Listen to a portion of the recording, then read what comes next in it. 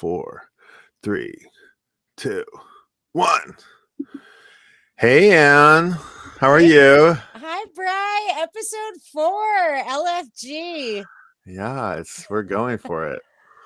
It's 7 in the morning in Tokyo. That's right. It is 7:30 maybe. Mm-hmm.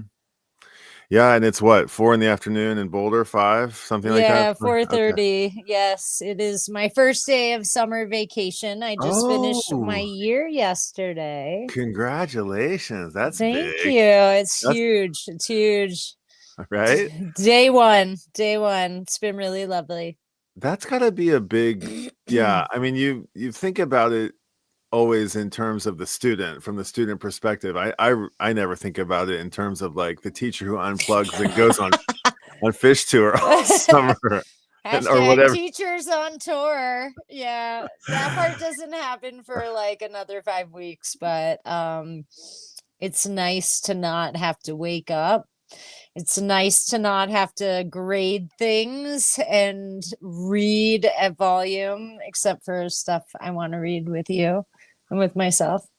Do you feel like you are you like I don't know, I kind of go through waves of like half-assing the year, like at the office. Like like things will get busy on the holidays and then they won't get busy and then they'll get busy again and then they'll be slow. But like I imagine the school year you're full out for 9 months.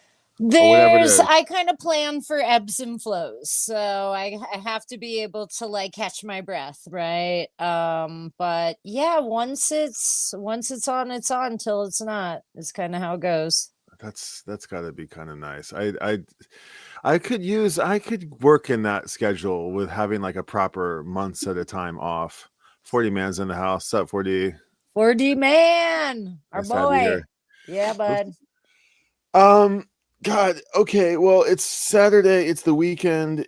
I think I want to get into it because my crew, it's so hard to schedule. I was just thinking about like, we're a little bit of an unlikely, like New York Jew, we're the same age, but Oklahoma, like, suburban, like I was just thinking about, it's a weird thing that we kind of, because I just feel a great, it's like, we're besties. I would call us besties. We're besties, yeah. And I don't know. Yes. In fact, even like, okay, so a little background here. Like, Andrea's the daughter of her beautiful, or excuse me, the father of her beautiful daughter was a dear friend of ours. He's since passed. We know he's rocking the jams in the Great Gig in the Sky, but he was like he should have been I should have identified with him and connected with him maybe more than you. He was a little wild, and right. You and I hung out, and we always worked together, so we filled our time because we were there together. Plus, we have like Volkswagen bus overlap love and super hippie. I think you had dreads when I met you, even. Remember that? And the biggest beard. Yeah. Well, that is, yeah. I miss Joe Joe to pieces, and Joe was like, I loved him like a brother, but I don't really feel like I how to put it, like, I don't know. I feel like we're blood, like we're, all my story, and I don't know, maybe I don't know all your story, but I know your old school crew who's come out. My old school crew has come out. My family knows you. I know. I love your family so much. Anyway. Yeah.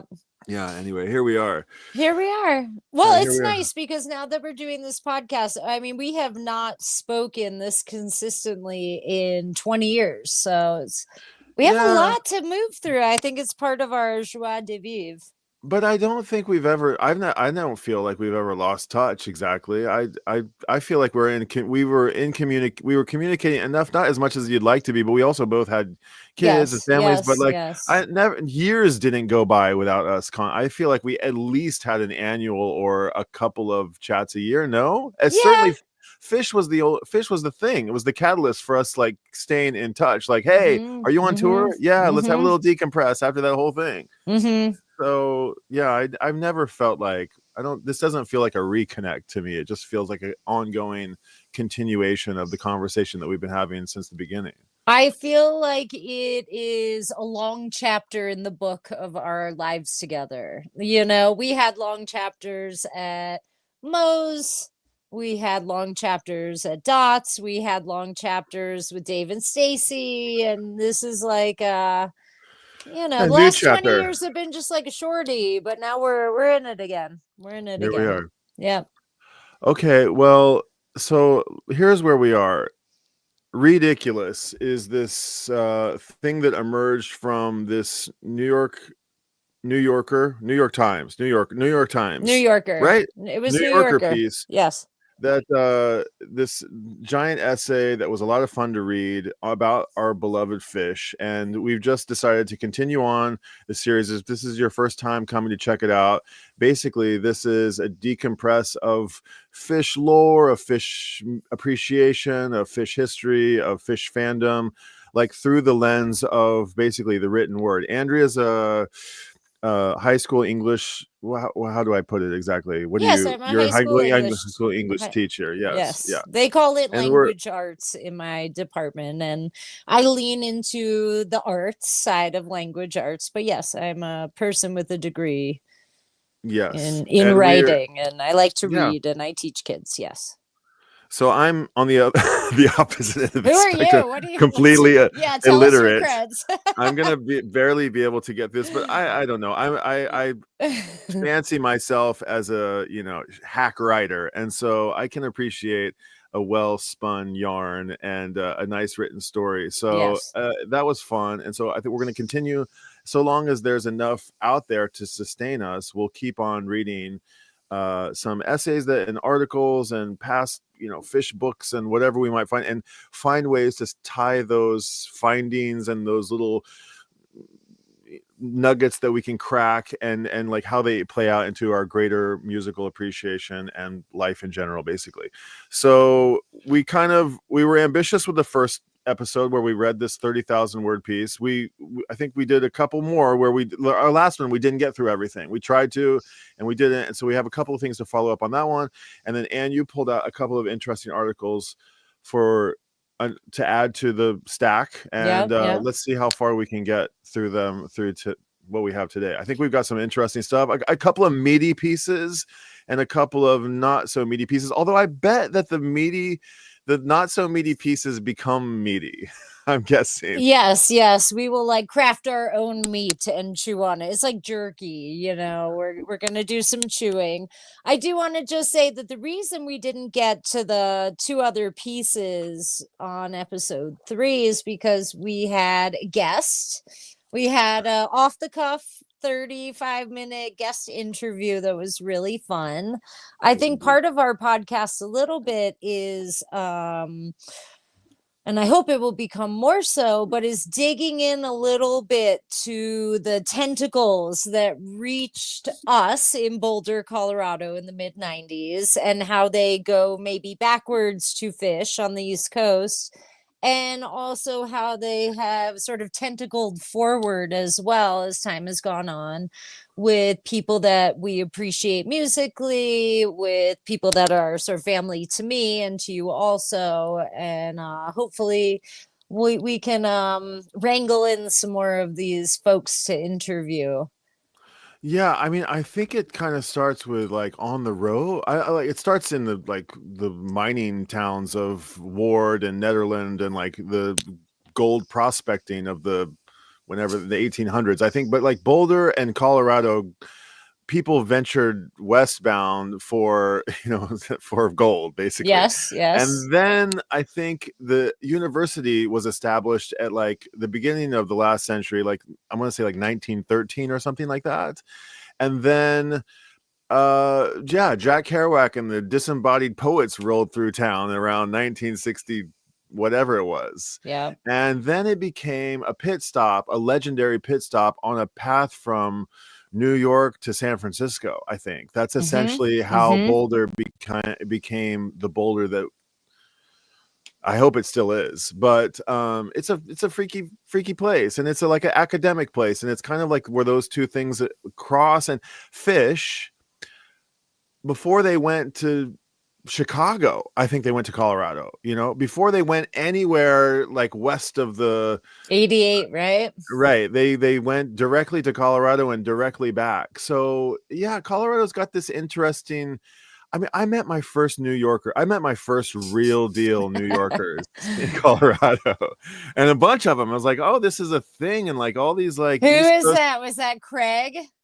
No, guys who Mitch you and don't know, Craig. Dave and Matt, these awesome Brooklyn Jews who were just like, hey, yo, come on, we gotta go see Phish. And I was like, yeah, we gotta go see Phish. Hey, Ma, I'm going to see Phish with these New Yorkers, and we're gonna get some. Lynn was like, Brian, why do you sound like that? But they were so funny, and they were just like such characters. And yeah, there is an interesting thing that it's a little bit of that. It's a halfway mark on some umbilical cord that connects the East Coast and the West Coast. It's not Chicago and nowhere else in the country. It's this little Denver Boulder thing that is just, it's a crossroads. So yeah, it's part of the story. And yeah, so you see a lot of people from the East Coast and the Berkeley and the, you know, the just New England and wherever else on the Eastern Seaboard. You see there are a lot of them in Boulder, and the same way you find a lot of like Californians in Boulder, and they kind of like go back to their respective coasts, you know, and they migrate in and out. And Chief Niwot, whose tribe famously lived in the front of the Flatirons are this massive, amazing, striking geological formation that are basically right there at the foothills of the Rocky Mountains, these sort of like stegosaurus like rock formations that are as tall as triple skyscrapers, enormous things that just, you know, separate the flatlands to the east and the Rocky Mountains to the west. And so it's just an idyllic, amazing place. And it's and about Niwot, he said that when the settlers came and, you know, basically took the land, he said, so you're cursed with you'll never feel completely by taking our land. You'll never, do I have it right, Ann? Maybe you know better than me. You'll never feel completely at home here, and yet you'll never be able to leave, or something. What is it? I think it's you will always return or something like that. But I like how you're spinning it. I like how you're spinning that yarn. So anyway, Boulder is and you're still there, and I'm no longer there. And well, and don't forget who wrote The Stand. Stephen King sort of immortalized Boulder in The Stand as like the place that would be the sort of utopic spot at the end of the world or whatever. I think he wrote that book maybe in the late 70s. So I feel like that had some lore going along with it as well. Mork and Mindy, as well as Estes Park has Mork and Mindy. The Shining. Yeah, it's so I think we're going to get into it because there's a couple of things because the things that get touched on, a couple of the articles that we're getting at, I again had somewhat low expectations, and I read these things and I said like, wow, okay, there's so much here. And one of the things is like the flirting with the dark and brooding and scary Phish, and then the love and light thing. So I'm excited to kind of like go between the two. I know you think I'm a love and lighter, and I'm not anti love and light. I hope you all can feel that from me, but I am a big sort of dark arts, evil Phish lover. I will say that. I want it out. I want it dissonant. I want to lose time. I want a spaceship. I want some like nitty gritty in my face jams. Everybody knows that. All right, so we've got 4 articles today, yes? Yes. We have an article on Page, The Salvation of Page McConnell from, I think it's 2007, Relix magazine. So this is our vintage. Then we have how John Fishman went from the worst kid in band to a SAMMY Lifetime Achievement winner, which is 2015. Yeah. And this one is from Syracuse. What is it from? I think John's Syracuse. His hometown's it's like a local highlight. Okay. Then we have from 2021. This looks fun. Learning to Love Phish, which I think is what, Vulture magazine, maybe. You want to pull it up again real quick? Here, let's see it. Yeah, was there a picture? I don't know if I got the picture. Yeah, anyway. I got the mic. Oh yeah, that's their they're singing the national anthem somewhere, I think. Maybe. And then last but not least, this one I think is going to be really funny. This is a recent article from the New York Times that is not necessarily Phish, though there is a part about Phish, but it's called a 7-song, 130-minute jam band primer. There we got Dave Matthews. And this is from just a couple days ago. This is May 20th, 2025. So I think we're going to slide from the past to the present. Yeah? Is that our plan? I don't necessarily agree with this chronology of reading these, but I'm going to go with it because I don't think it really matters in the end. But we're getting directly into it from the get-go, and that's a little intimidating. That's the only reason but let's see what happens. All right, well, which one do you think we should do? No. I say you choose. I say we do it just like you suggested. Okay. And let's just get right into it. Yeah, let's read about Paige. Okay, so Paige. I want to sing us a song. Come on. So Paige. great.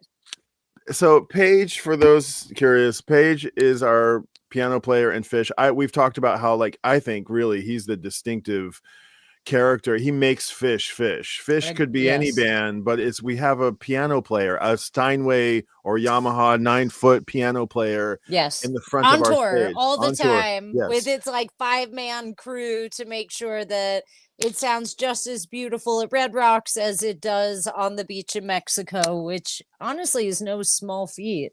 No, and it sparkles, and it's beautiful. It's so sparkly over everything else, and it's the interplay, like we've said, between the guitar and the piano, and it's also, as you mentioned, the piano being the rhythmic instrument that it is. It also is the backbeat of a lot of the soundscapes, because I never really think of it that way, but it might be. I mean, I think somebody was articulating it as like it's the rhythm section of the band, and it allows the drummers to go off on, or the drummer to go off somewhere. It allows everybody else to go off somewhere. You can always come back to the piano, and it's interesting that's the position of that we have the instrument, because interestingly, despite it being like the glue of the band maybe, and this, I don't know, ever-present sound in the mix, Paige is also the sort of most soft-spoken member of the band. He's the least kind of aggressive member of the band, and he's our sweet little gentleman, endearing, sweetheart of the band.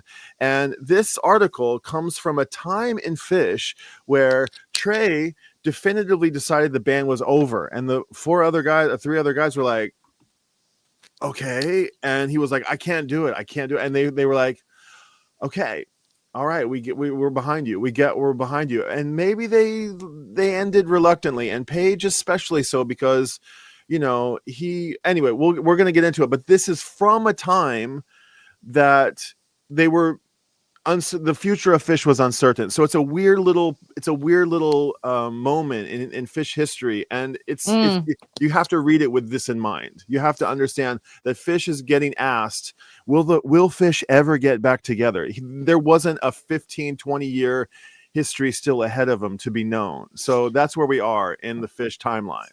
Yeah, I like that. So we're sort of hindsight, because we know that they get back together, and this 4.0 era is maybe some of the best Phish ever, maybe outside of 97. I mean, that's like sort of a nickel or 5 pennies, it's samesies. It's pretty awesome, but I didn't think through all of that.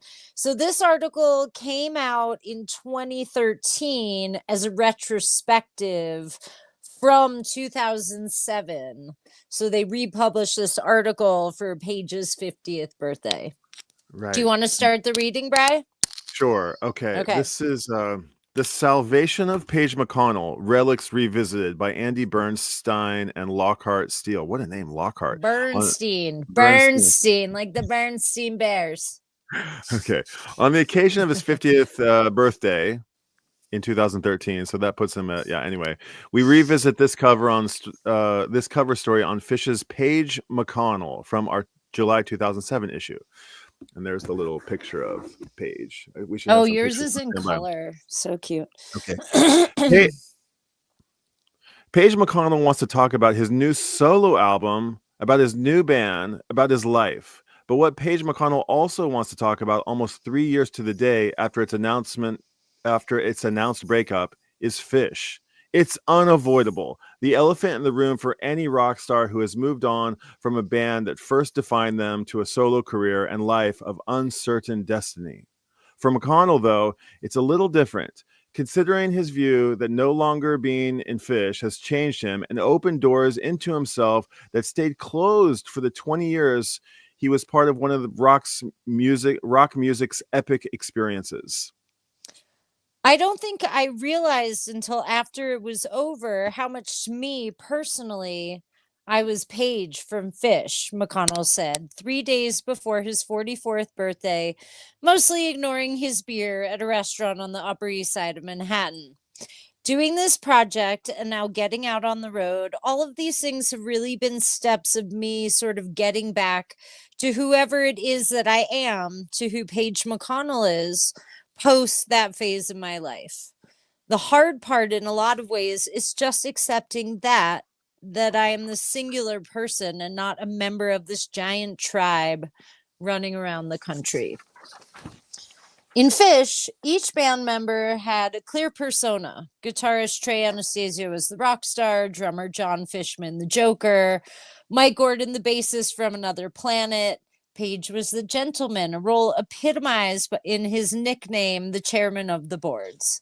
His emotional vocals, seeming discomfort in his rare words uttered from the stage, and slightly awkward interactions with fans left an image of a thoughtful man who enjoyed listening as much as being heard. Oh, I like that. His style as a musician could be described the same way, laying down a foundation and filling the gaps, but only selectively stepping to the fore.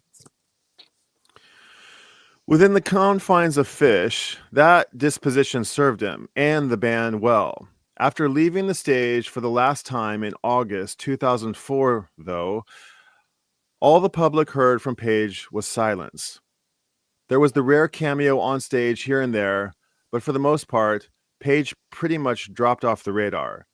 Then, in late March and early April of this year, 2007, he performed a pair of shows in Philadelphia and New York to showcase his self-titled new album, released on Sony's Legacy label. Most of the 600 in attendance at the sold-out New York show described it with accolades his far more prolific former bandmates have found elusive for their solo works. Interesting. Okay. Some called it touching. Others said powerful.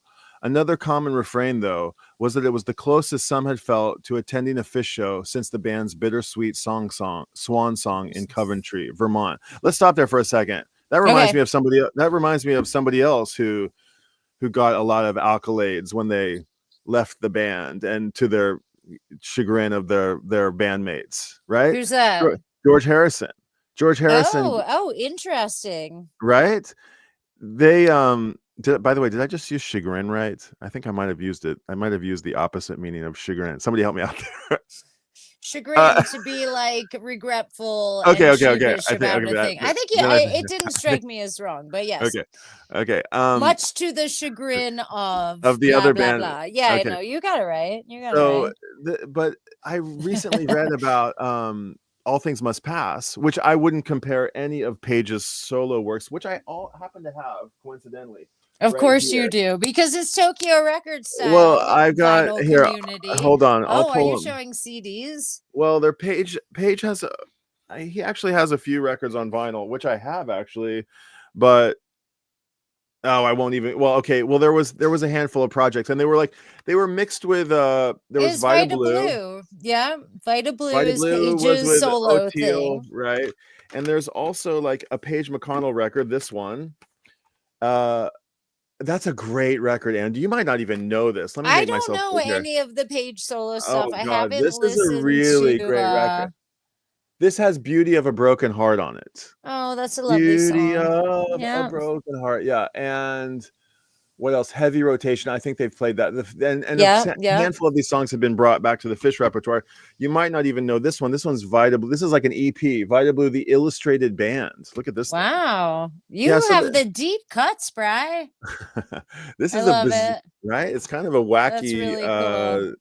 No, the art is awesome. I love that. It was he kind of like was a little lost, poor Page. He like, he played with Jack Black and Tenacious D, and he was playing with the Meters, and he didn't know if he was the leader of a band or not. And he was putting out records, and you could just sense that he was trying to navigate life without Phish. And yeah, you'll just look at, I know that in the case of Phish, like Page was very much encouraged to come out front, and I wouldn't say he got buried, in songwriting or in presence in the band up until then, like maybe George Harrison had happened to him before. But yeah, I mean, these records are great. You gotta go listen to them. Anybody who hasn't taken that dive into deep Page McConnell, there's a couple other records. I mean, actually, indulge me for a second. I'll just to explain that the repertoire is big, and I wasn't really, these are out for other reasons, but Crossing Lines is a revisit of a Vita Blue record that came out a couple years ago. This cool. This has I love how you prep so well with all the right records right at your fingertips. Well, this is what's on here. The Spam All Stars, which is something of that other thing. Check this one out. You might not know this one. This is I probably don't. This is movies never played. This is an all instrumental piano record that's beautiful. Ooh, yeah, that's a Page record? Yes, Anne. This is a Page record. Hold on. What's it called? I'm gonna write this down. It's called Movies Never Made. Okay. It's very rare and coveted on wax. Well, now that I'm on vacation and I can slow my roll for 10 weeks, I can listen to the whole Page McConnell repertoire. Movies Never Made. Yes, Movies Never Made. And finally, this is the album Maybe We're the Visitors. Oh, I heard about that one. I love this one's incredible. This one's all synth, and which he's been loving. But at the time of the writing of this article, we didn't know anything about anything Page related, and what he would become, and his whole rig change. And I mean, we didn't even know Phish was coming back. So anyway, I think I don't know if I want to really make that huge comparison to George Harrison. I think it's an interesting one. I have no reference for like what was the chatter in the 80s when George Harrison, released It's Gonna Take Money, a whole lot of spending. Well, that's later down the line. Is it? And he did the Traveling Wilburys. I remember those guys on the radio. But before that, there was like 6 great George Harrison records, and there's a story about in all. Well, some of that for sure, but there's some great. That's the deep dive you need to take into those records, not into the Page McConnell records. Although, I'll write down George Harrison also. Well, there's a quote out there saying somewhere that like the picture of All Things Must Pass, where he's like he's out in front of a barn or something. Very famous. It was said that like these were, this cover pissed off John Lennon, because it was a statement of like, these are the Beatles, and I'm no longer a Beatle. I am liberated from these jokers, from these gnomes, and this is me still here in my Wellington boots. Mm-hmm. So and I think the quote is like, John Lennon said like, everything George Harrison touches these days turns to gold. So there was a little bit of bitter tension between them, and I don't think Phish had any of that. But at any rate, let's keep going. Sorry to go off there so far. No, I think it's an interesting comparison, and maybe something. I'm sure. Listen, between Beatles and Phish, you and I have built a bridge conversationally a number of times, and I'm sure we will continue to. So, all right, where were we? Over to you. When even the most? While even. Okay. Oh, sorry. While even the most hardcore Phish fan can't claim to know much about Page, as a person off the stage, many believe they have an intuitive sense of who Page is. They find a piece of themselves and the foundation of their love for Phish in that person. His oh god, how do we say this? Eponymous, I think. Eponymous? Yeah. His self-titled Eponymous. solo work. Yeah, Yes, yes, yes. self-titled. His eponymous solo release and live performances are cementing those beliefs.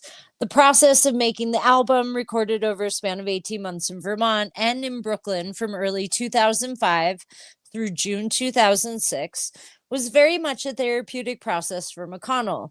If some Phish fans felt they lost their center when the band broke up, they'll hear their own struggles in Page's voice.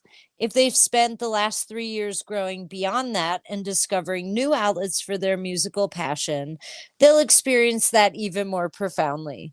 The mix of pain and redemption that can be heard in every track on the album, and lyrics that seemingly reference Fish's demise and hereafter, make Page McConnell the first true soundtrack of the post-Phish era.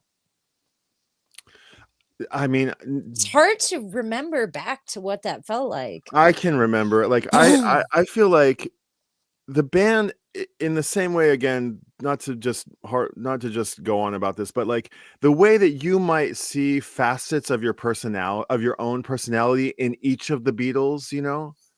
Yeah. The way that you see, like, oh, I'm the rebel, and I'm also the genius, and I'm also the comedic relief. I'm also the introspective. The way that you can see all of yourself in the elements of the members of the band, you can definitely do that with Phish, and I'm guaranteed that all of us, when we're watching Phish, we're looking at Trey as like the fucking sold my soul to rock and roll. We're looking at our, you know, goofy, and we can see our sentimental and melancholy and, you know, introspective reflections in Phish, or in Page.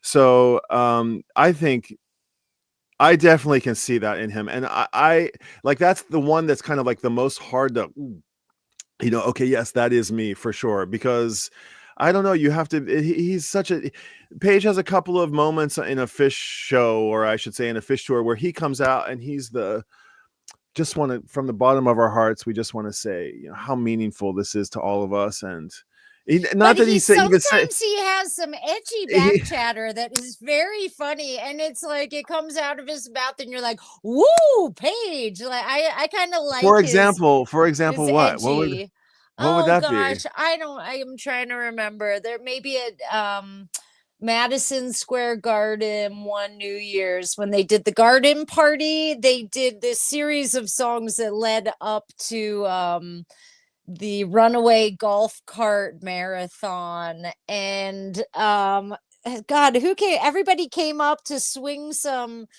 golf balls, some golf clubs, and hit these like foamy golf balls out into the crowd. Fishman did a really bad job, and I think there was some edgy Page commentary, and it was I don't know, you kind of okay, I don't know, I wouldn't know what it wasn't. You suck, but sometimes he'll get a tone. He did tell Fishman he sucked at tucking, that tucking summer.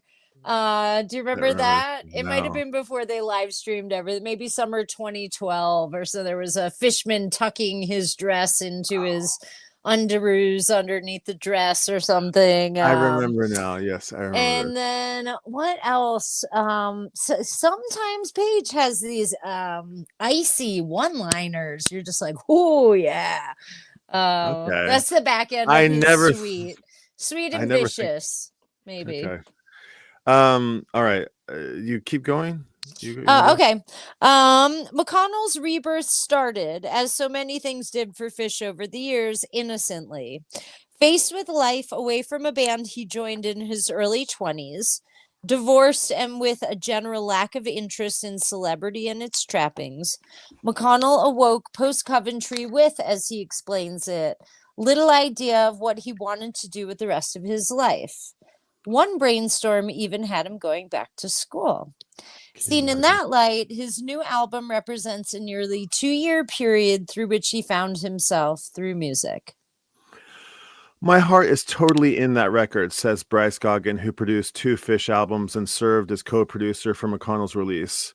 From the first rough mixes he sent me, I was excited and I could hear where he was coming from and all the past tension he had put into the stuff. You had to be deaf not to hear it. To understand where McConnell is now, though, one must understand where he came from, particularly over the last 5 years of Phish's run. Okay, much has been said publicly about the members of Phish, about the latter years of the 2 decades as the band and the personal and professional challenges they faced. Anastasio has gone public with his struggles for addiction, a topic so this is interesting. Anastasio has gone public with his struggles with addiction. Has he gotten busted yet? A topic he hinted at many times before his arrest, in December 2006. So this is a couple years after that, for drug possession. McConnell acknowledges that drugs were one of the many factors that put strain on the band in latter years. But the force he thinks most sapped their creative spirit in those periods was the sheer repetition of touring life, with many of the other struggles stemming from that. Well, I have heard that Paige is maybe the bandmate that most weighs in on the tours. Like when they're doing the Phish Inc., like, here's our route, this is where we're going to go, this is how long we're going to go. I have heard more recently that Paige is always in that production world, sort of making suggestions or sort of in at that level. Whereas I think Fishman's like, when should I show up? Okay, who's coming to get me? I'll be down 2 hours later, kind of a thing. I don't think he's much for the touring schedule. I've never heard that before. Interesting. You want to go another paragraph? Sure. We were going back to the same places, tour after tour, the same routing, the same faces, the same sheds, the same arenas, he says. It was cookie cutter. And if you keep doing the same thing over and over again, there's going to be a certain amount of boredom that's going to accompany that. Then how that manifests itself could be in any number of different ways. If McConnell has a core regret, it's that Phish did something they had publicly vowed to avoid, going down the same path as the Grateful Dead by supporting a huge in-house organization, over 50 employees at its peak, and being forced to tour just to support the enormous overhead that came with it. I'm not pointing the finger necessarily, but there wasn't very much effort put into giving us the space to create, he says. We had to carve it out ourselves. In a certain way, the cart did begin to push the horse. I definitely felt that. One casualty, creative touring concepts were rejected because they weren't economically feasible. The band considered doing one tour just to play the 7 U.S. states they'd never played. Another idea had them playing listen to this, Anne. This is crazy. I know, this is so exciting. Some prophetic shit, listeners. I know. Wait, this is what I was most excited to share. Go to the sentence before and lead in. This is a good one. Okay. Well, the band considered doing one tour just to play the 7 U.S. states they never played. Let me stop again. What would those 7 states be? Alaska, maybe Hawaii. Hawaii, maybe the Nodak Sodak. Right, Idaho, maybe. Idaho. Okay. Okay, hold on. All right, the band considered doing one tour just to play the 7 U.S. states they'd never played. Another idea had them playing a baker's dozen of shows, 13 nights in Madison Square Garden, say, or adding another layer of classic Phish humor to it all. The Providence Civic Center, rebranded by corporate interests as the Dunkin' Donut Center. Riffing. Keep going. On that absurdity, the band imagined giving away free donuts and even basing the theme for each show around the night's variety. For Boston Cream, a set list might have included covers of Boston and Cream. Okay. Quick pause. So many listeners know, and many listeners don't, that this article published in 2007, 10 years later in 2017 would be prophetic, because Phish indeed did play a baker's dozen worth of shows at Madison Square Garden. They, for each night, handed out a specific donut made by, I think it's called Union Donuts in Philadelphia. Good on you for remembering. Wow. And I think it's called Union Donuts. Someone can correct me in the comments. 20,000 donuts. These guys made 13 nights of 20,000 donuts for. Was that it? Was it for the first 1,000 or was it for everybody? I don't even know. It was more than 1,000 donuts. Okay. There's a funny interview where they talk about the police presence around the donuts, which is a sort of grand tensioned irony, policemen and donuts. But for those of you who don't know, in those 13 nights, Phish did not repeat any songs, and it's really fascinating. They did indeed have a Boston Cream night where they played Boston and Cream, but this article is from 2007, and It was 10 years maybe away. yeah, The Baker's yeah, dozen didn't yeah. come for 10 years. I mean, that's part of the. I don't know where you're at in your life, but for my life, I'm 47. I'm really thinking about the things down the line that are kind of like the long game joys, whether that's my work life, my band life. It is really fascinating to read an article from 2007 that 10 years later, we would get this idea for realsies, you know? How It's fun is amazing. that? Yeah, So it's great. cool. It's And so so page cool. is 44 in this article. So, I mean, talk about the best gags are always going to be the ones that has sort of have been percolated over, all the details worked out over a lot of time. It's kind of fun. There's a great story about Phish setting up one of their, maybe I've told it here, but setting up one of their festivals. I forget which one it was, but they hired this city planner, or no, they got the book, the definitive book of how to plan a city that somebody had written. I have that. It's called A Pattern Language. Okay. And it's a book on design from 1977. It's wonderful. Actually, I can't see it here. I'm in my library. I've been reading it because I'm going to buy my property and redesign it in the spirit of the hippies. But yes, it's called The Pattern Language, a book on design. So the guy who they recruited to basically design this festival for them, I should know his name. He basically thought that he would offer them 3 proposals. He would offer them kind of like a mini proposal, which was very doable, probably a likely medium sort of scale proposal, and then this sort of pie in the sky proposal. And he tells about like every time he's gone into one of these planning meetings and said like, okay, I have these 3 kind of directions we could take this festival. The band is always replying with, okay, how do we do them all? It's not a matter of like whether they're going to do the middle one, the medium one, or the big one. Yeah. Like, we want to do all of them. So the fact that they like stayed true to this Baker's dozen thing, it's like, yeah, it is the long game. I'm so impressed. I was so flabbergasted to read that this was like 10 years in the making. It's so cool. Brian, what was the podcast that they did with Trey, maybe Alive Again, where he talks through all of that. I forget who the interviewer is, but it's like 8-hour long episodes where he talks all the way through how the festivals were designed and what it meant. And he talks about a pattern language, and he talks about all of that. Alive Again? Yeah. Do you Your remember? guess is as good as mine. I don't know. Think it's I was called thinking Alive Long Again. May You Run. You can find it on Spotify or Apple Podcasts or whatever, but really fascinating if you want to kind of dive into the quirky sort of brainchild of all the reasons why we are the biggest nerds for this band.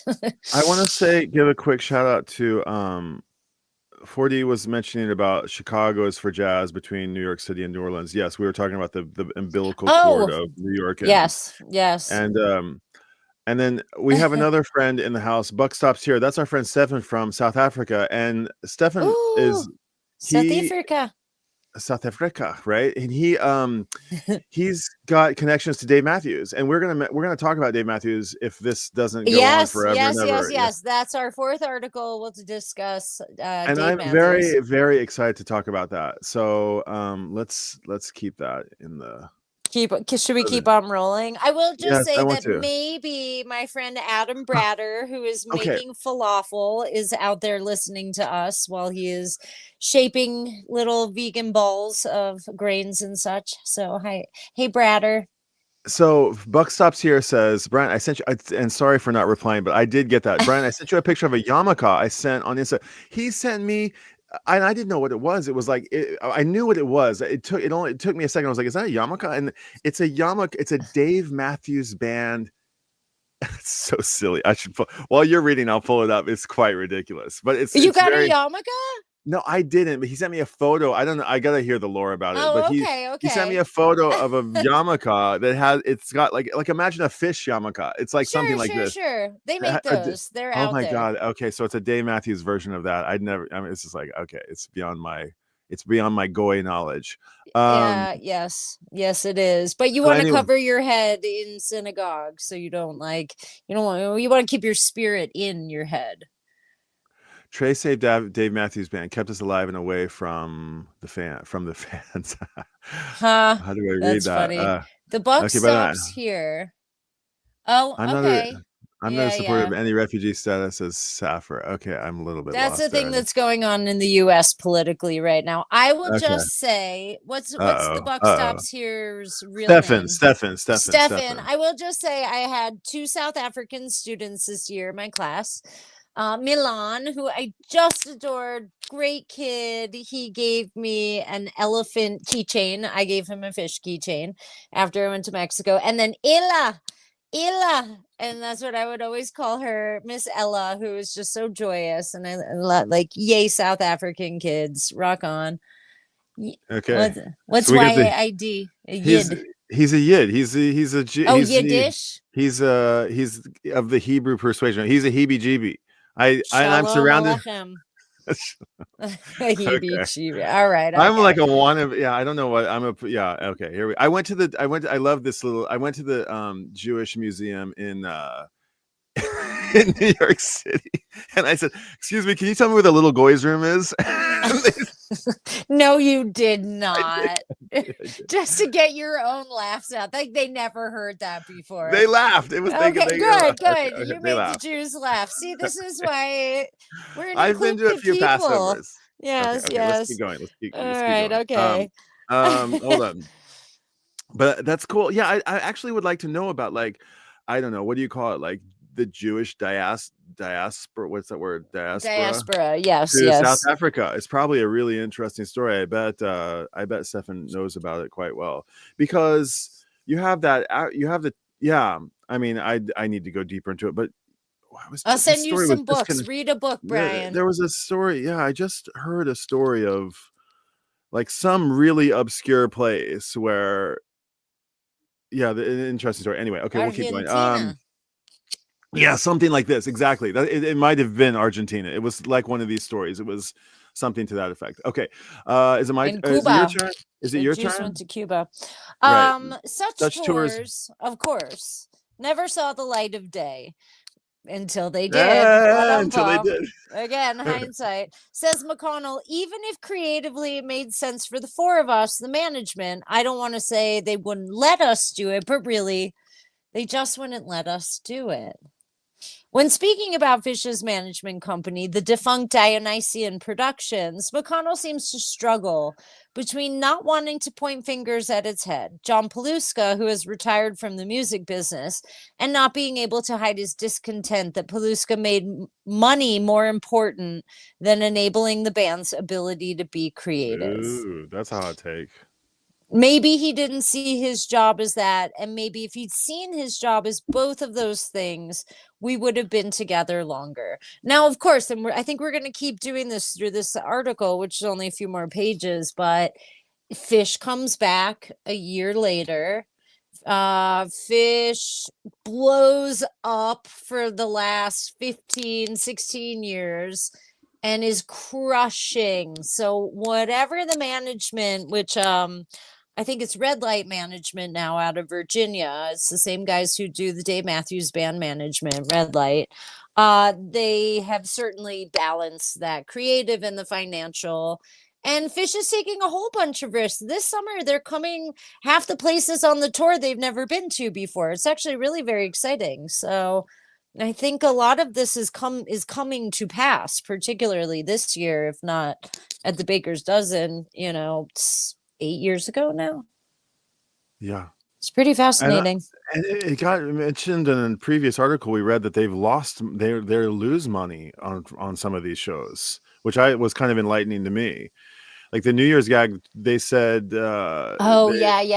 The t-shirt. They should shoot money. They should shoot. Oh yeah, I think they should shoot money at the crowd. That would be really fun.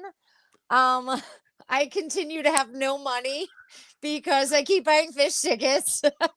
And I'll just say you can shoot money at me out of a cannon. That sounds great. Do it in Texas when I'm really close to Paige on the side stage. Can grab it and put it in my pockets. They're all multimillionaires for sure, and I think I don't want to go. Yeah, anyway, we won't go there. But I think there's plenty. There should be plenty to sustain them for a long time. But I don't think that is a concern at this point in the 3.0, 4.0 era. But okay, during Phish, you go. So 2000 from 2000 to 2004. That's the hiatus of it's 2002. Is that right? 2002 to 2004. There was a 2-year hiatus that wasn't the band officially breaking up. Or maybe I'm mixing the dates up a little bit. I think it's 2000 to 2003 is the hiatus, and then 2003, 2004 they play shows. Then they break up for real in 2004.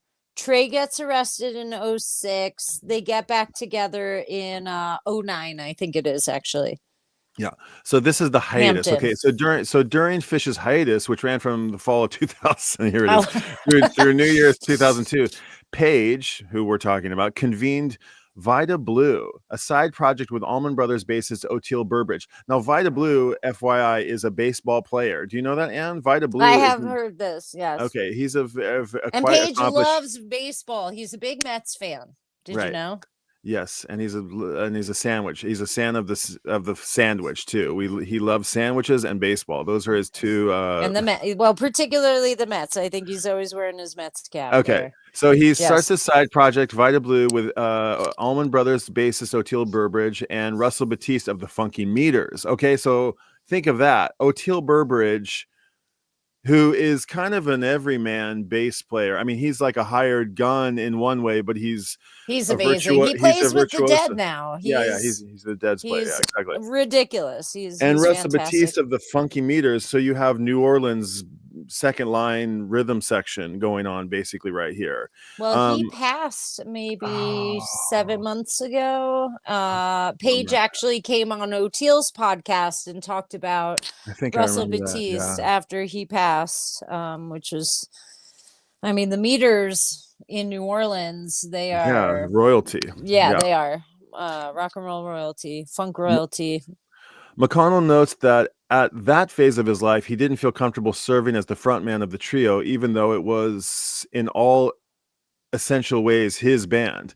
But for the first time, he began to write lyrics, putting structure into jams, and ultimately writing songs that would fill up 2 albums, though the latter was entirely instrumental. While McConnell has songwriting credits on a handful of instrumental Phish songs, such as Cars, Trucks, Buses, a killer tune, writing for his own voice was new territory. It wasn't that I was encouraged to, we all were, although it's hard when you have that many people contributing and such a dominant writer as well, he recalls, referring to Anastasio.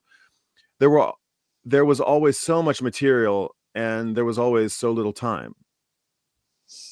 I feel that. I mean, when you are the voice in the band that is not the loudest, the funniest, the most profound or weird, you probably sit back and sort of intake. You just kind of get what you get. You're not fussed about it, but you're not shaping things. I think that maybe that has changed quite a bit over the last handful of years since the pandemic, really. Just a few more comments here. Let's see. Buckstops here says red light, Corin Cap Shaw. Yeah. Okay.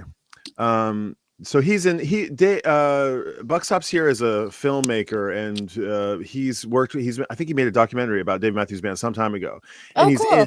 He's in the music apparatus. He's in the music industry as far as like documentary filmmaking and commercial filmmaking. And he suggested somewhere in here, like we should get him on chat at some point. We should have a chat. We should make him maybe an entire stream of just hanging and not reading. So that, because we're not even going to get through this single article, much less. Yeah, we're going to get through it. Okay. We're not even an hour. Okay, so wait. I want to see. He says Phish for me are the only equal thing to my Dead obsession. Dang. Yeah. kind of, yeah. That's like a lot of us, I think. 4D man. If I were, Absolutely adorable. I think I saw a picture of you with your cute scholarly glasses.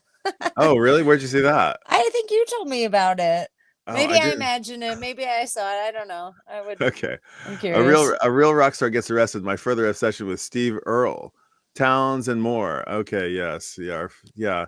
I mean, the thing is that he was redeemed. That's where the story gets really interesting for me. It wasn't the going down part. Although he need. I mean, I don't know. He did need that. I don't He know if he needed needed it, to but get busted so he could have a rebirth. This is like he said it was the best thing that ever happened to him. yeah. Trey is a phoenix at this point, and I think that really so many people in my orbit of Phish are I think are making choices more responsibly, whether it's about sobriety curious lifestyle, whatever it is. I think it's had a really great impact on the Phish community. Trey being sober is good for all of us, 100%. 1000%. Yeah. Okay. Yeah. So And one he more looks comment. so cute and sheepish in his arrest photo. Did we talk Actually, about that? yes. Actually, he doesn't, I would like to see a little bit more meat on Trey's bones these days. He looks a little, did I mention that before? Yeah, I feel like I did. I watched something, I watched the Seattle shows the other day and I'm like, man, we need to bulk him up a little bit.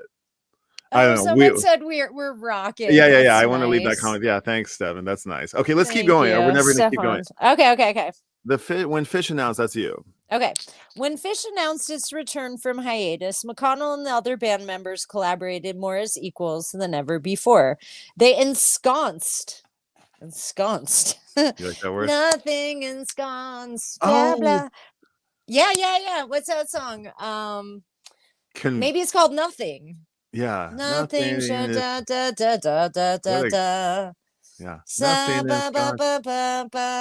Round Room, I think it is. Yeah. Great song. Anyway, ensconced. They ensconced. Oh my God. Did you ever hear of Sconce Messersmith? No. So Scotty Messersmith had a sconce business for like a hot second. What's a sconce? Oh wait, it's like the lighting apparatus that you put on your wall that holds the light bulb that like the light it's called a sconce. Okay. And we called him Sconce Messersmith for a little bit because he was importing sconces from gosh, I want to say somewhere in West Africa. They were really beautiful and he has them all over his gorgeous house. But anyway, ensconced Messersmith. Okay. They ensconced themselves in Anastasio's famed studio, The Barn, not even allowing engineers or a producer in for a certain period. It was a clear attempt to stake out fresh creative space, and the result was the sessions that would comprise Round Room. Bryce Goggin, who had co-produced 2000's Farmhouse with Anastasio, would be brought in to produce the album. Goggin recalls that in the Round Room sessions, he witnessed the beginnings of a transformation in McConnell. Keep going. Among Page's fondest memories from this era, the August 2003 IT Festival, notably the trancey set Phish performed on top of the air traffic control tower at the decommissioned Loring Air Force Base in Limestone, Maine. Jamming up on top of that building, that was making music in a new way, in a new place we had never done before, and that was really exciting, he remembers. If you could have seen the looks on our faces, we were just dying up there. The four of us were doubled over laughing while doing it. There were things right up in the end that we were pushing and trying to do something different. I mean, like, why did they break up? You know, it's like they were having such a good time. It sounds like, I mean, they're all up there like because they played in this tower. Nobody could see them. It was just the four of them up there in this tower, and the music is emanating out into the audience. We didn't really need to see them. They did it again in one of the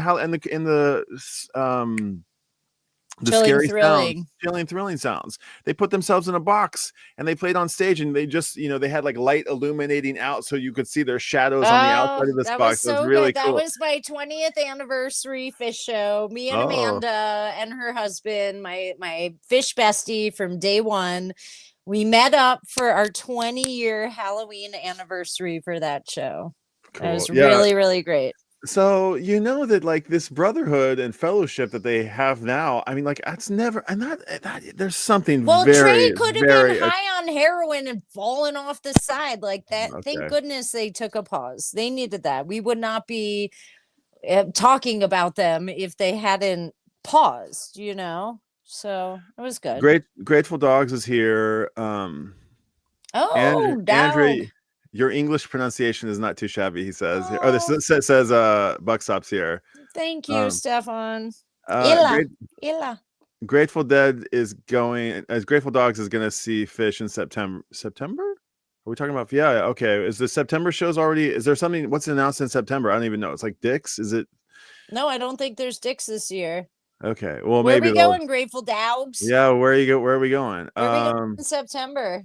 Ensconced by coincidence, I had 4 scones this morning. 4? That's too many. That's too many. Ensconced. Scones, yeah. That sounds like a nice brekkie. Okay. But for the you guys could do can I just say one thing about Howl since you threw it out? Yeah, that would be great. So I went to college when I was 17. I went to UMass Amherst. And I saw Allen Ginsberg. He came to do a performance and he did the whole reading of Howl. It was insane. It was so good. And then he passed God, I want to say 7 months later. And when I lived in Boulder, I was pregnant. He had just passed. I was up on the hill. This is a funny story. Remember, there used to be the pizza place up on the hill? A little Abo's was up on the hill. My friends John and Lou were the pizza guys from New York doing the pizza. I remember going up there, I got pizza. I turned around. I swear to God, I saw the ghost of Allen Ginsberg hanging out on the hill. Ooh. And he had lived in Boulder for a long time. I met him at a party once. Did you really? Yeah. I didn't actually know it. I didn't. Yeah. I met him at an Europa party. And he is one of the founders of the Jack Kerouac School for Disembodied Poets.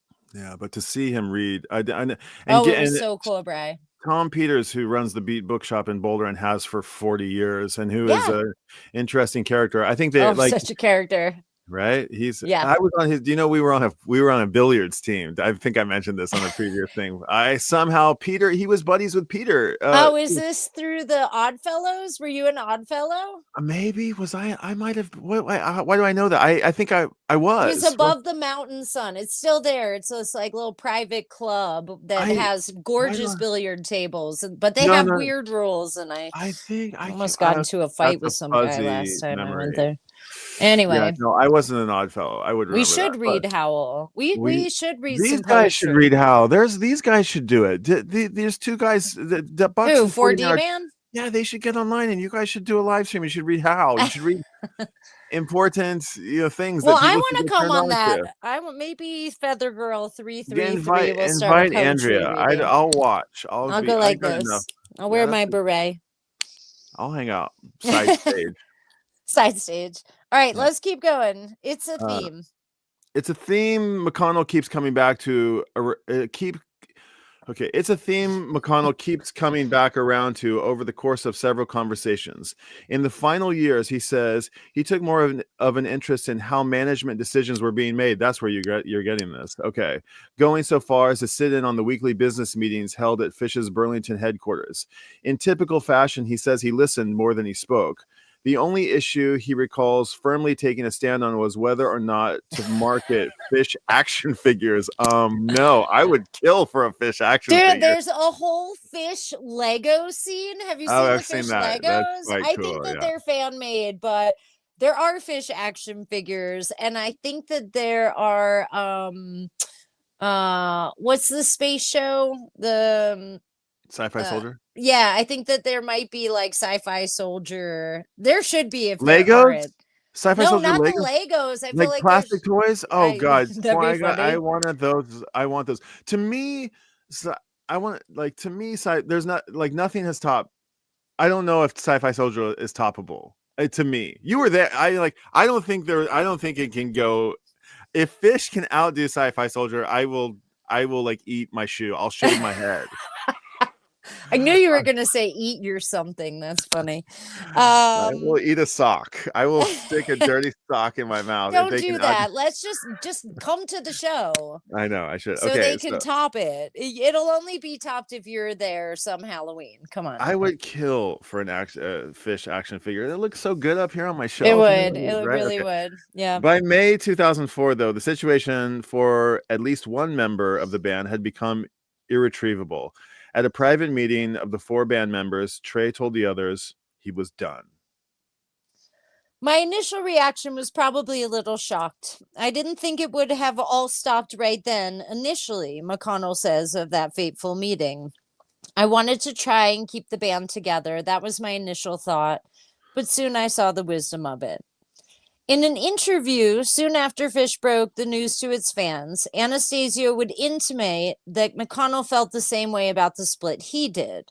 McConnell's version is that he understood Anastasio's train of thought and felt it made sense on some levels. But more so, Anastasio coming to that conclusion meant there was no turning back. We'd always been a band, and if someone didn't want to be in it, I didn't want to be in a band with that person.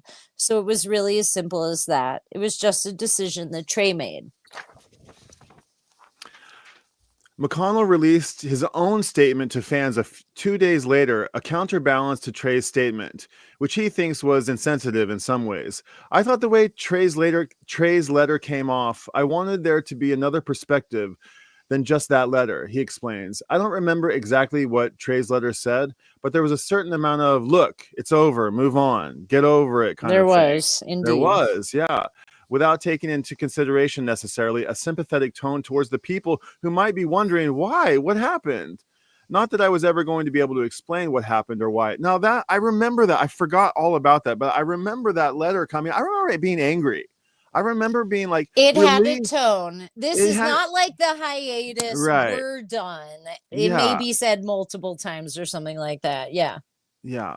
This is not to be confused. Don't get your hopes up that we're getting back together. We're done. And I was just like, okay, fine, but don't.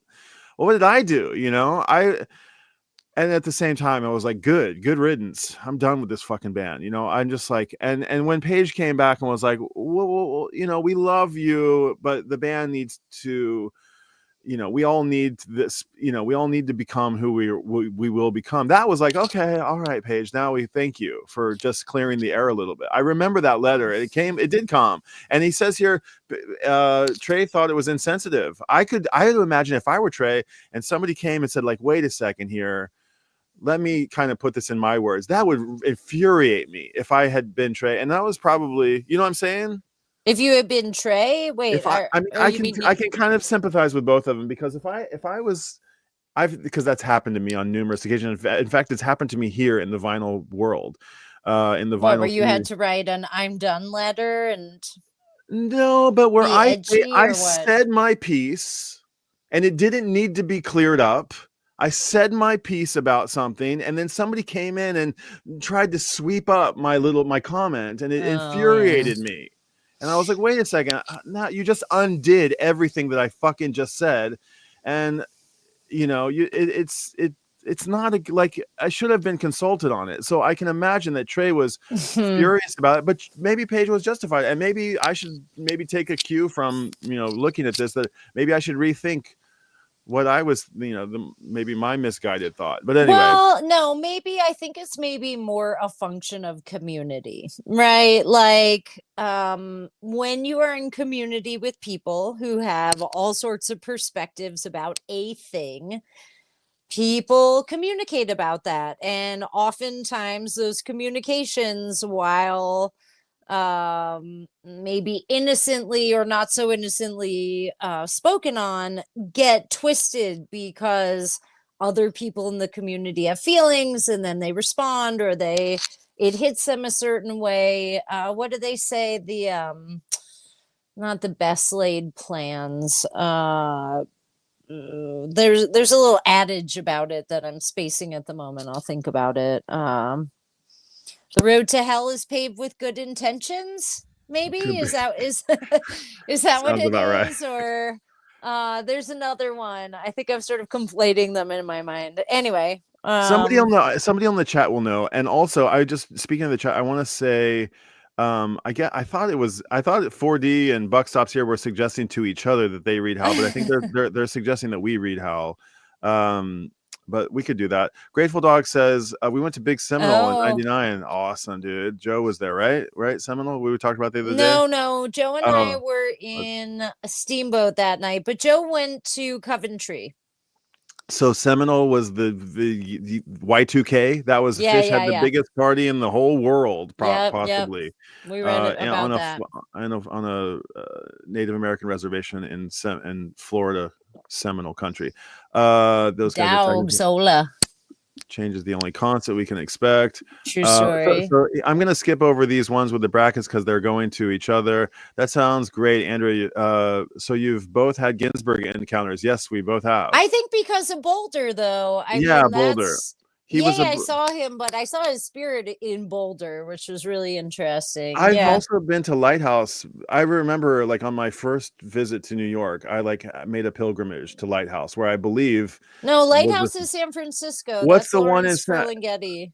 The one that's like deep inside a neighborhood. There's where was Hal Red in the? I went to some bookstore in somewhere New in York. Greenwich, probably in Greenwich Village.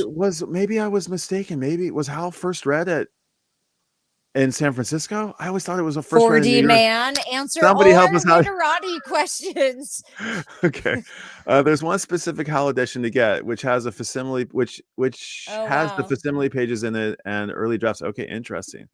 My trip beat hotel to San Francisco changed my life. Okay, there you go. So San Francisco. Lighthouse Books is Lawrence Ferlinghetti, who was wild. He owned Lighthouse Books, oldest independent bookstore in San Francisco, and Ferlinghetti wrote just some of the coolest shit. He died at like 103, like 2 years ago or something like that.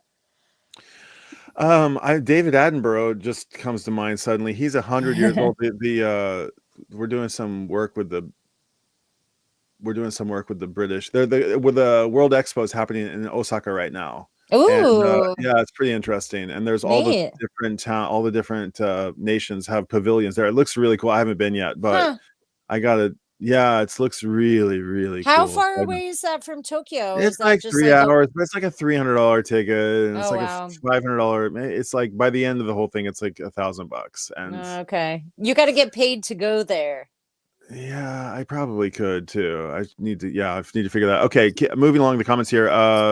What is that? I need Fish McConnell. What's Fish? Maybe he means Mexicano. No, McConnell. Oh, I'm not sure. Trey is such an underrated person with humility and heart. I think so. He plays these days for sure. He was more ballsy when he was on drugs. Sense of community is key if there is no twist. It's weird that it's a word that has become tainted.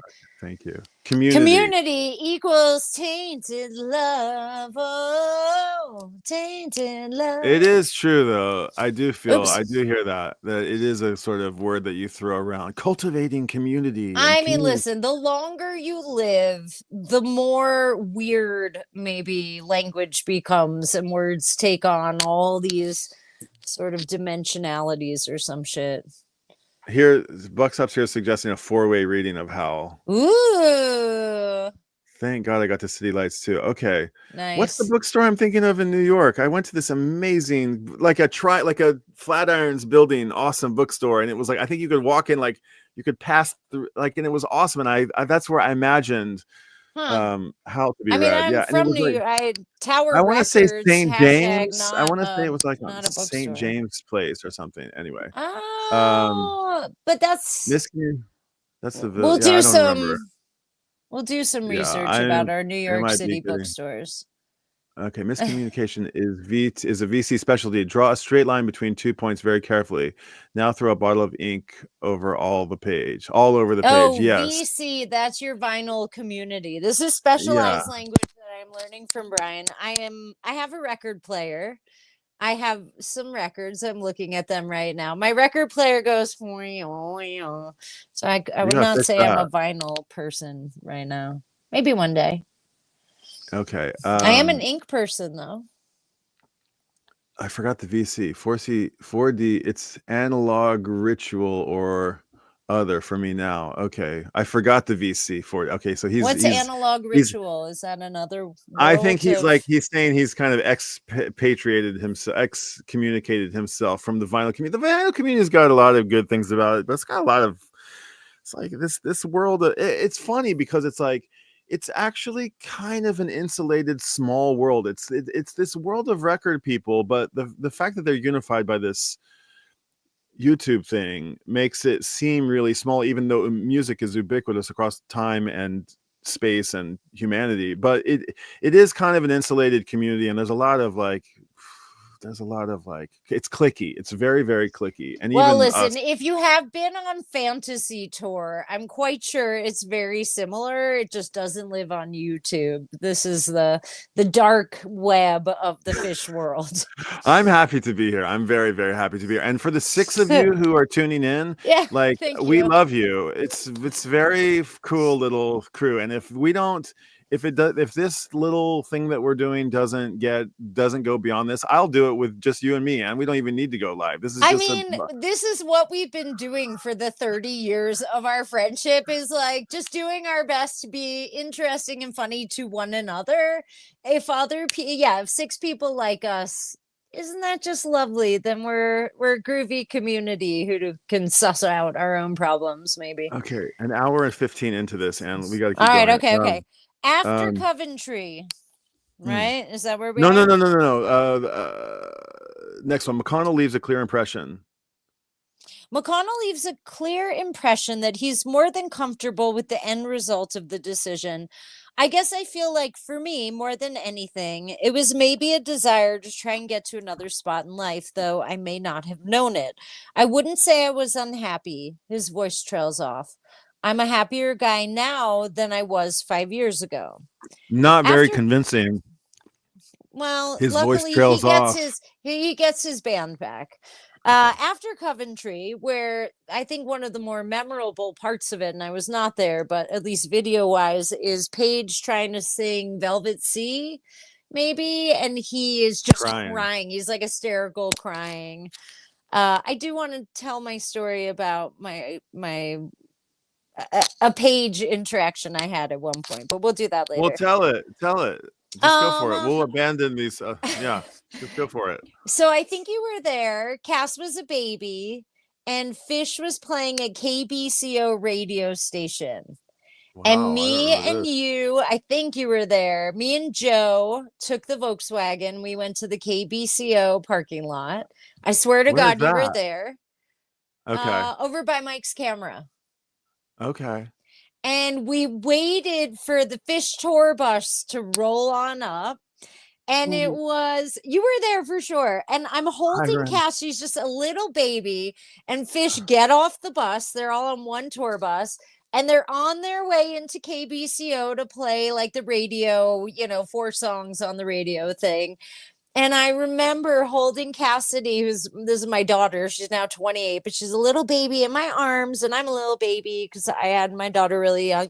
And I looked at Phish and I like waved or something like that. I don't even think there were words. And I think he gave me this, I can still like recall the look in he gave me this really cute wave back. And I feel like that has never left me with Paige, and I don't know why. It's probably like a big thing I made up in my head, but I feel like I still have that interaction with Paige where there's this kind of sheepish, like, oh, look, your daughter must have grown up sort of, hey, waves that are so cute. Do you remember that?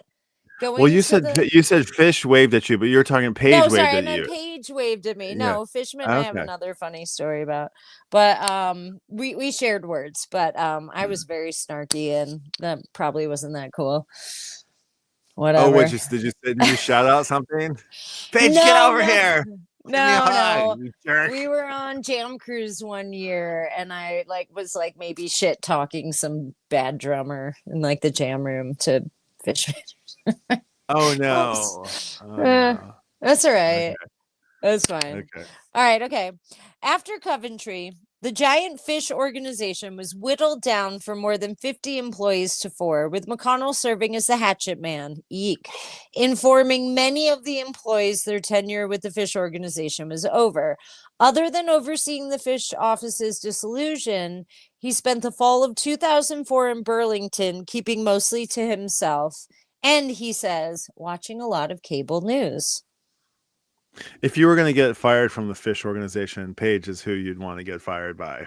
Definitely. Right. You wouldn't want Mike to do it. Like, awkward already. How much awkward can one person take?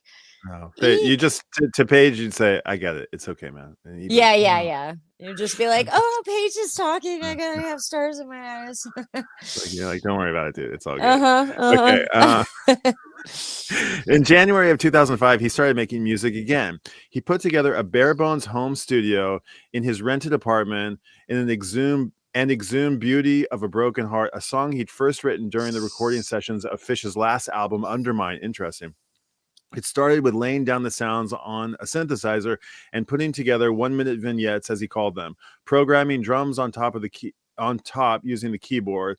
By the summer, he had written 4 complete songs, and Jared Smoloff, a filmmaker, we know Jared Smoloff from lots of things, I think he made Me and My Mind, I think, or was that Between Me and My Mind? Yeah, I think. A filmmaker and musician who had directed a documentary of sorts about Vita Blue. No, this is what it is. This is what it is. Sorry. Jared Smoloff, a filmmaker and musician who had directed a documentary of sorts about Vita Blue, moved to Burlington to help the recording process along. McConnell says almost the music. McConnell played. Slow your roll. Okay. McConnell played almost all the music himself, including the drums and bass. Some of it synthesized, some of it on live instruments. Smoloff, who McConnell didn't even know was a musician when making the Vita Blue film, also picked up various instruments. Right, that's what I was remembering. Okay. Then with the songs nearing their completed form, McConnell called in Fishman to lay down some drum tracks. Some months later, Trey would get the same call and obliged by recording guitar on the instrumental Back in the Basement. Fishman would come back twice more. McConnell also flew in Spam all-star guitarist and occasional Vita Blue collaborator Adam Zimmern to play guitar. The demo, Back in the Basement, was so strong that McConnell put it straight onto the album. In March of 2006, more than a year into the project, he called Goggin for help with audio mixing. That led to a magical recording session in Goggin's studio in Brooklyn with Paige, Zimmern, Mike Gordon on bass, and legendary session drummer Jim Keltner, probably the best known musician in the room to music buffs at large. I have no idea who this is. Jim Keltner's a monster. Clearly not a music buff at large. Keltner gave a quick listen to a demo of Heavy Rotation, and then the 4 started recording. That was a visceral couple of days, recalls Goggin. There was chemistry between everyone in that ensemble. After the session, Keltner stood next to Gordon and commented, "I'm in the presence of one of the great bass players of the world," a moment that Mike seemed to miss, but was caught on film as Smoloff documented much of the the proceedings. Excuse me. To be honest, I don't know that much about Jim Keltner either. He gets mentioned all the time, and I think he's just like, I think he played with, I think he was like buddies with George Harrison, but I think he played on he was like buddies with the Beatles basically, and he played on like all the George Harrison records and all the John Lennon records and I think he played on like everybody's record. And he was in the and I think he still plays, like he's he's like ubiquitous across all. You got to know who he is, and I think he's I'll find out. Yeah, for sure. Somebody can. He's another. Who's the other guy? Klaus Vormann. Who? I don't know. They were just hired guns. Somebody can leave it. Keltner is a gem, says Buck Stops here. Goes back to Paul Simon, etc. Goes back to probably Paul Simon. Yeah. Okay. Jim Keltner. I think didn't he play was he the guy who played the piano on like Bridge Over Troubled Water? It was like, Wow. dun, dun, dun, dun. He was the guy who like rearranged some of the most like Even though he's iconic a songs. session drummer, that's I think he interesting. plays everything. I We don't gotta do our really. research on this one. Okay. Oh, Norman Maslov's here. He says one of the top studio drummers still plays with everyone. Yeah, I might be getting a couple of people conflated, but Norman Maslov. Yeah, Mazzy's here. Norman Maslov, aka Mazzy, and like Leland Skyler. You got to kind of be like not piano. No, he wasn't a piano player. Okay.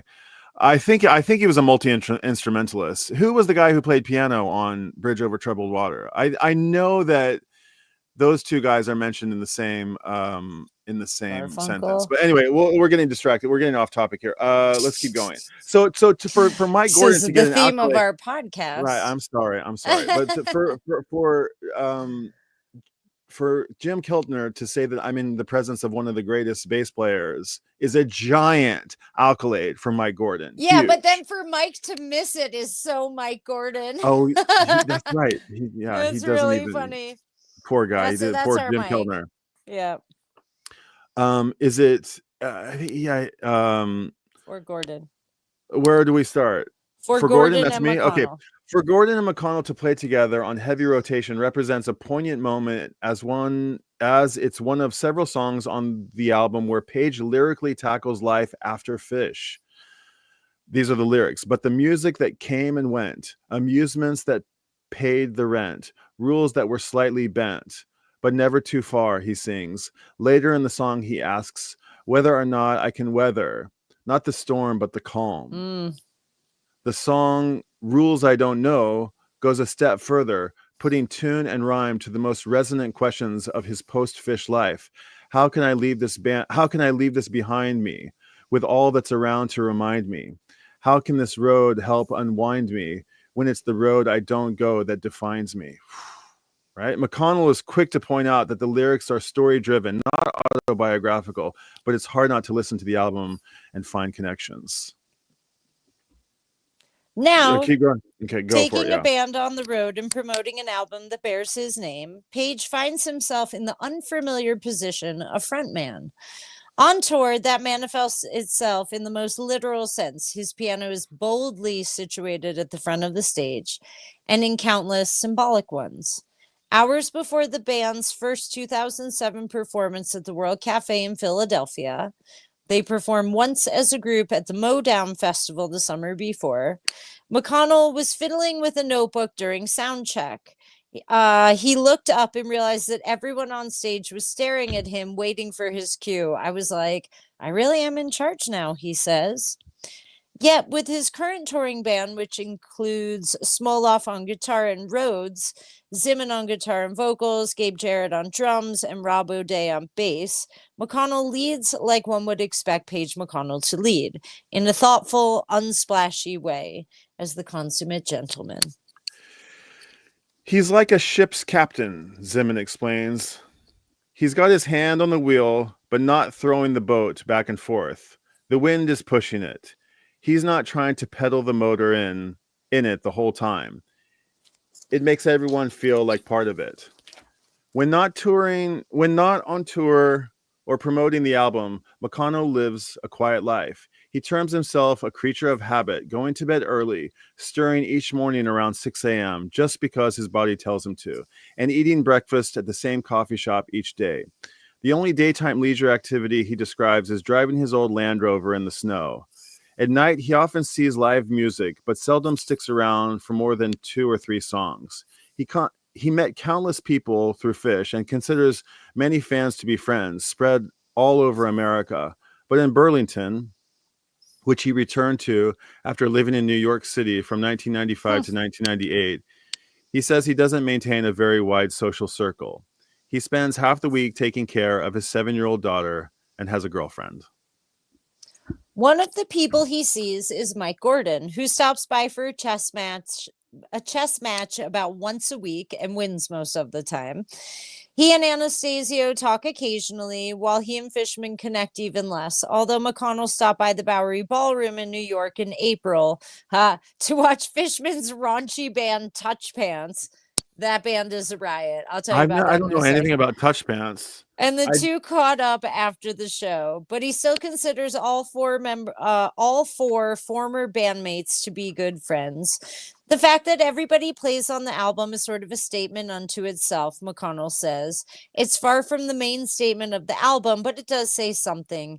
If everybody was wondering whether or not we're still talking, well, here it is. Touch Pants. I've got pork tornado here. Yeah, pork tornado, John Fishman. Touch Pants is what's Touch Pants? It's a really raunchy, like think about like the most dirty out Zappa shit. Okay. That you're like, oh my God, if my mother heard me listening to this, okay? Not Joe's Garage, but like the out shit.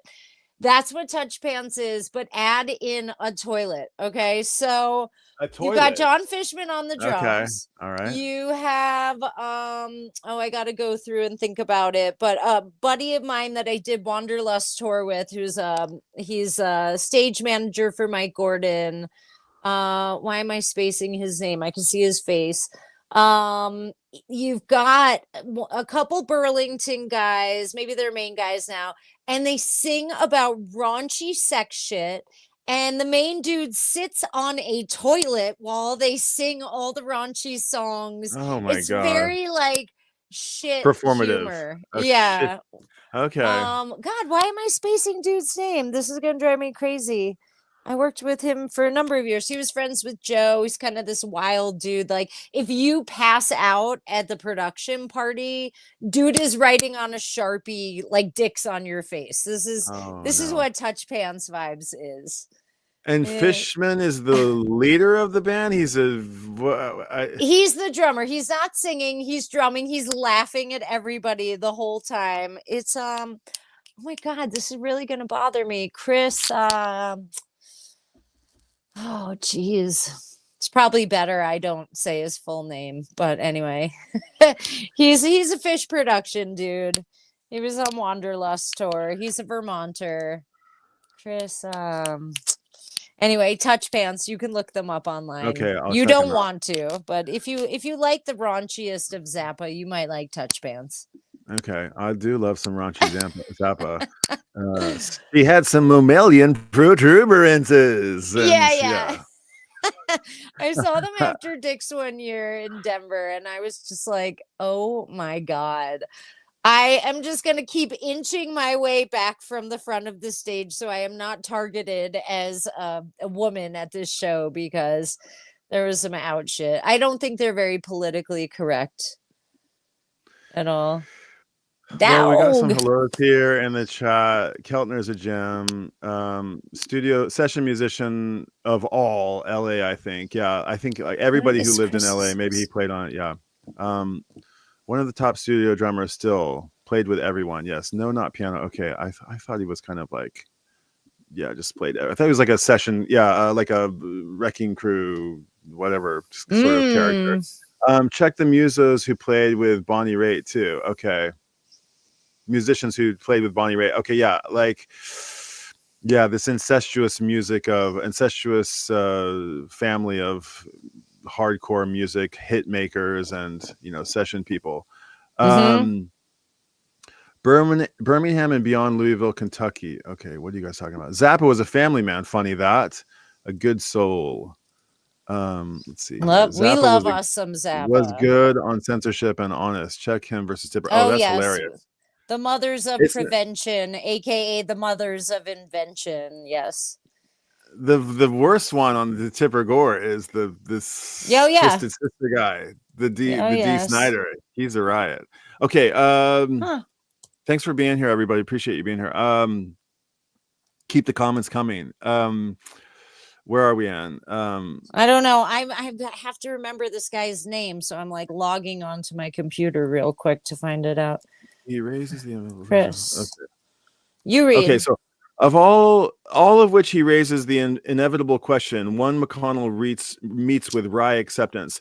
Okay, so this is the thing. So he says, if anybody's wondering if the band is still talking and if we're still on good terms, if you want to know, here's the answer. Here's this album. We all played on it. And you got to think of like Ringo carrying that torch for a little while. You know, I think all the Beatles played on like all of Ringo's records, which I like actually. I have a bunch of Ringo records and they're fantastic. They're actually kind of similar to these Page records. They're not like great, but they're pretty fun, and like I want to have them, and I like listening to them every once in a while. There's a couple of great tracks on them that should be in the repertoire. So then we Ringo get to here. Or Page.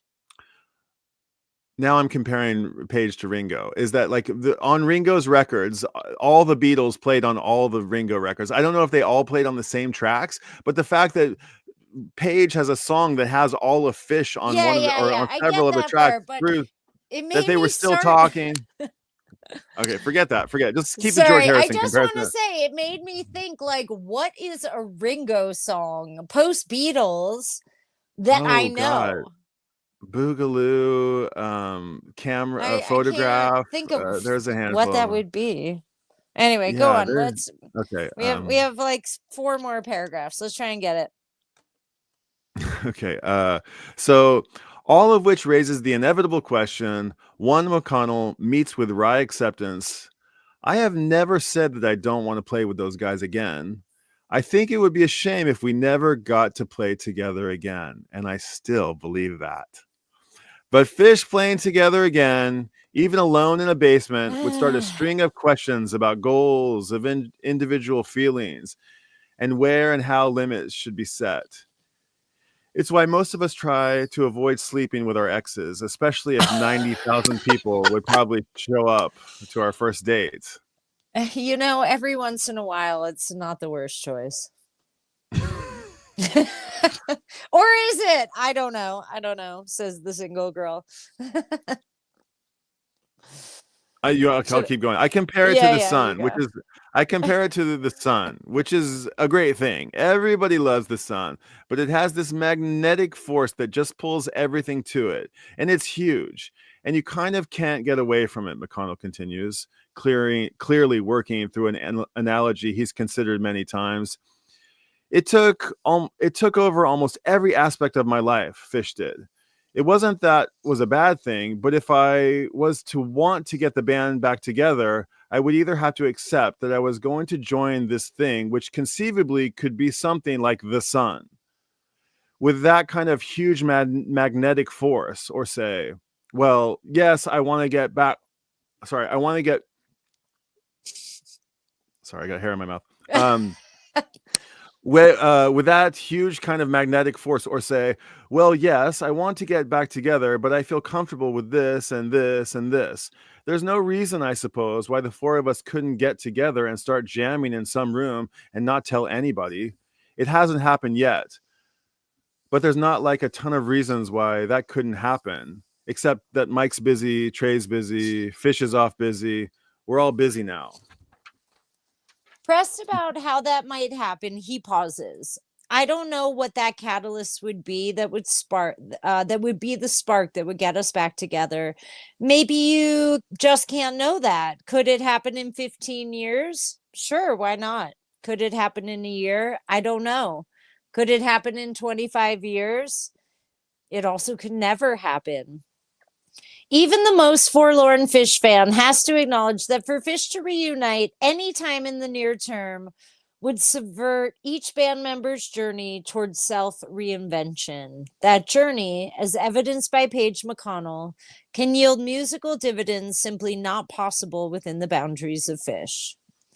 It was really just about, what can I do by myself, he says, of his original inspiration to begin recording the album. Now, a whole new set of options stand before him. It's been a great period of transition for me and continues to be. I'm really curious to see what happens next, because this part of the journey is really just in its infancy. It's just begun. The end. The end. Okay, so that's really interesting piece, and it's so insightful. And I don't mean just like into Page McConnell's head, but just like into the entire planet Fishiverse? of Phish, the Fishiverse, yes. Because you can clearly see that it's like it has to be this way, guys. It just has to be this way. It can't be any other way. And I don't like it any more than you, but this is, if it's ever going to be again, this is what it has to be now. And he says it in the last sentence, right? Like, what happens next? I'm really curious to see what happens next. He kind of even knows, you know, but because this part of the journey is really in its infancy. I think he's talking about both the infancy of his own solo career and also like the infancy of this seed that hasn't even germinated, of Phish being, you know, regrowing from nothing. Yeah. And here we are reading this article 18 years later, which is wild to think 18 years had passed, and Phish is playing so well. It's a whole thing. It's a whole rebirth. It's really cool to read that, thinking about what I've experienced even just this past year with Phish, and what I'm going to experience in, let's say, 5 weeks with Phish for several weeks of the summer. It's really exciting. I mean, it's just so interesting to hear about like the Baker's Dozen, and to hear like, yeah, you know, like, I mean, we had a great idea, but it just never came to be. And like, you know, what other, I mean, they probably, yeah, and it like 10 years in the making, you know, and yeah, I just loved it. Like total vindication. The band totally got back together, and it's like a classic American happy ending, you know, Disney princess story. So Paige as Disney princess with like little birds. This is why Phish is hated outside of America. Yeah, there's a happy ending, everybody. It's a very happy ending. Yeah. We're still waiting for it. I mean, we're not quite to the denouement of Phish, I don't think. But we're definitely past some kind of dramatic climax. Yeah, I kind of wonder, because I think about a song like Show of Life, and which maybe the jury's out on, or you don't like this song, but this notion of like a final show and like a it's hard to think about. Yeah, I know, but like Show of Life is emotional. It needs to be played in the right spot for me to like open my heart fully. But well, then you need to level up to where I am, because that song is like but the idea of that song, put it in Dark or Black Star context, put it in a context where I feel you right, a Last Waltz kind of concept, you know, something that the it's band, a limited time that we exist, we slowly take a walk into the mist. Ready, my heart is racing. I see faces of the friends that I recall. You know it. I'd like to take this time to thank you all. It's a good tune. And then the follow-up line is pretty cheesy. Just as the blind imagine what it is to have sight, we slowly take a walk into the night. Why is that a cheesy line? Just as the blind imagine what it is to have, I don't know, it's just a little like, it's kind of cliche. Okay. Listen, Phish does, Trey probably, and etc. A lot of adverbs. There's one song that sticks out for its adverbs in my mind that always gives me a giggle. What's that? I know exactly what it is. I'm just undermine. It's undermine. It's undermine now. Okay. No, that's another one I gotta put through my mind. But yeah, we've got over adverbs. We've got all sorts of cliches. It's fun when the cliches are done in a sort of roundabout way. What's that? Reading Hal. The four of us should set up a time to read Hal. Give it a like. More subs for us all. Cheers, man. That's nice. Merci beaucoup. When other Beatles played on Ringo's albums, they weren't in the same studio. Yeah, John Lennon, George Harrison, and Ringo Starr shared. Oh, sorry, I haven't pulled it up. They weren't in the studio. Yeah, so maybe they couldn't be in the studio, but it's like, you know, you're still in love with your girlfriend, even though you broke up with her. You can't go to the place, but you want to go to the place, and you want to see if they're there, and you just need to it was obvious. I feel that comment, Brian. Okay. So Yes. Ringo Starr, common denominator. Yeah, maybe Phish is maybe Page here, our piano player, is a sort of a bass note, a bass note of a perfume. It's the binding agent of all the Ooh, other. listen to you with the metaphors. I love that. Anyway, me not hate Phish. Says Lex Ups here. Okay, so what are we doing? We're at an hour 40. Let's keep going. I don't know. I think should we go to the jam band primer? Let's talk some shit about something really recent. Oh my god, I wanted to. Okay, fine, that's fine. But I loved this Learning to Fly article. There's so okay. Let's save this for. I mean, I'm so excited to talk about this one because there are so many. But maybe we can get to it. But okay, we can talk about the jam band thing. I think the jam band one is funny just because we have somebody who worked with Dave Matthews Band, and sure. the article is going to talk about that. Where did it go? And then we're going to talk about the Velvet Underground, which is going to be awesome. We've got a Dark Star. We've got String Cheese Incident, which I have things to say, and I'm sure you do too. Okay. We got Widespread Panic, and we have fucking Goose. This one goes out to Brader. We're going to talk about Goose today. Okay. I think it's just funny. This is short. This is very, very short. And then we'll see what we get into. Learning to Love Phish. Yeah. Okay, go for it. As well as the John Fishman article. God, I'm still musing over a dude's name. I feel terrible, but whatever. We'll figure that one out. You want to figure it out right now before we go on? No, I don't, because I think I'd have to sign out. I'm not really technological, as you guys can tell from all my books. I'm a little more analog. No, let's not figure it out right now. Okay. So this article at the end. It might be worth mentioning that it's an article that has a listening component. It has it talks about 7. It's a primer, and it has this playlist that you end on, and so you're meant to be able to go listen to the songs that they talk about on this list. So I'll leave a link to I think the link to this is already in the show notes of this. I think if it's not, I'll add it there later. Yeah, but so go listen to the songs. I think I've got misguided. I think I got off on a track, and this article has brought me back somewhere. Ooh.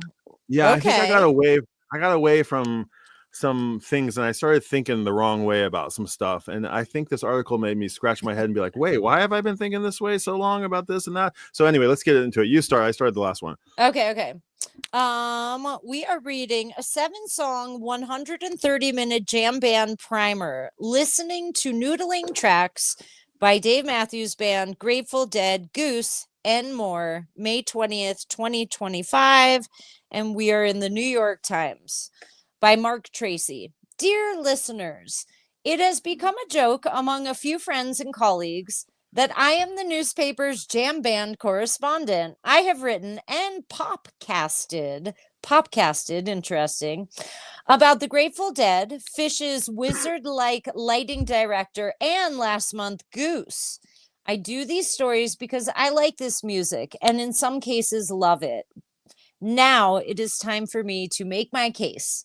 If you've ever found yourself even a little jam band curious, then this one is for you. Do you think he did that? Yes, there's another one.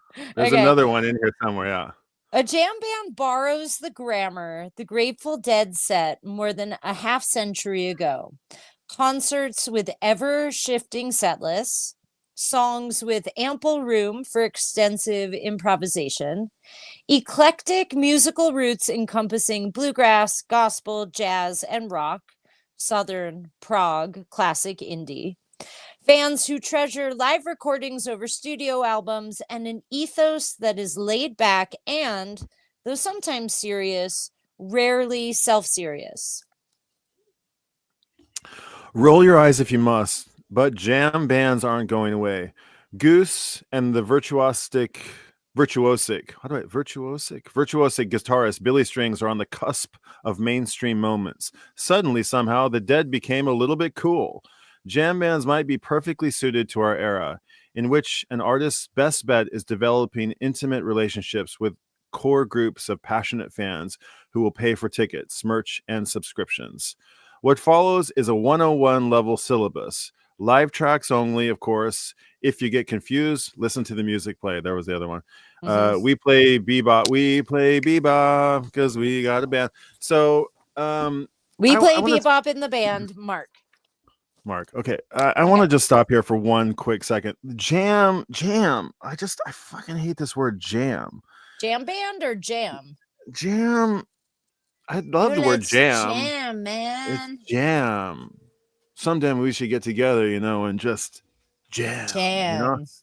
I just like, and it's so funny because there was a like as Trey suggested in this last article that we read, it implies like too much soloing, right?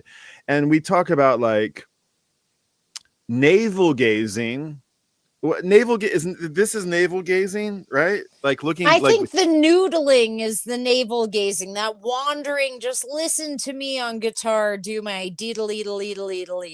We call it the deedles in our group. Yeah, I mean the deedles, the deedles are. I'm not a giant fan of the deedles, but I realize I've gotten a little bit snooty about it. And Brian, you got snooty. I can't. Okay, but I can't surrender completely to the flow. To all of this. No, I can't, and I'm trying to help myself to do that. But where was I going with the deedles? Oh, like shoegaze is cool, but navel gazing is not cool. And it's like I think that it's just popular to hate on some of this music. It's really just following a trend like lost sheep to say that you hate a band that you've never actually listened to, that you've never really given a chance to, that like doesn't appeal to your instant impulses. Like it takes a lot of I constantly get frustrated by it. And here's the last thing I want to say about the jam thing is that Michael Warren, my dog log co-host, often talks about how who doesn't really identify with any of these bands, like this universe of jam bands. I hate that it even is separate, like it's the subgenre of just rock and roll on the whole. I see that. And he talks about how like I have no affinity for a Mo or for a Widespread Panic. They do absolutely nothing for me, and in fact, I don't like them. Like there's nothing. I don't see any comparison between them and this band Phish, who I absolutely like live my life by. Like the adoring fans that sometimes take their devotion to sometimes a religious level. And I think I kind of looked at these. I mean, I grew up on all these bands. And very much I loved them all, and there weren't any they didn't carry any baggage. They weren't yet tropes, and they weren't yet like mainstream, any of them. And I think this listening anyway, let's get into it. I'm sorry to go off there, but this word jam band, I hear it and it's like fingernails on a chalkboard. It drives me a little bit crazy. Some people are perfectly comfortable with it, and that's their jam. But here's the thing. Maybe I could help clarify. Yeah, sure. Maybe I could help clarify.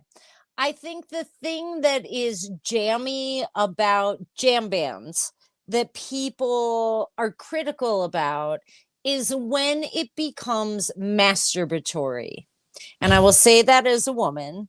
It gets raw, it gets old, you get desensitized. I mean, I'm sure all of you in the audience, the 6 men listening, know what I'm talking about here.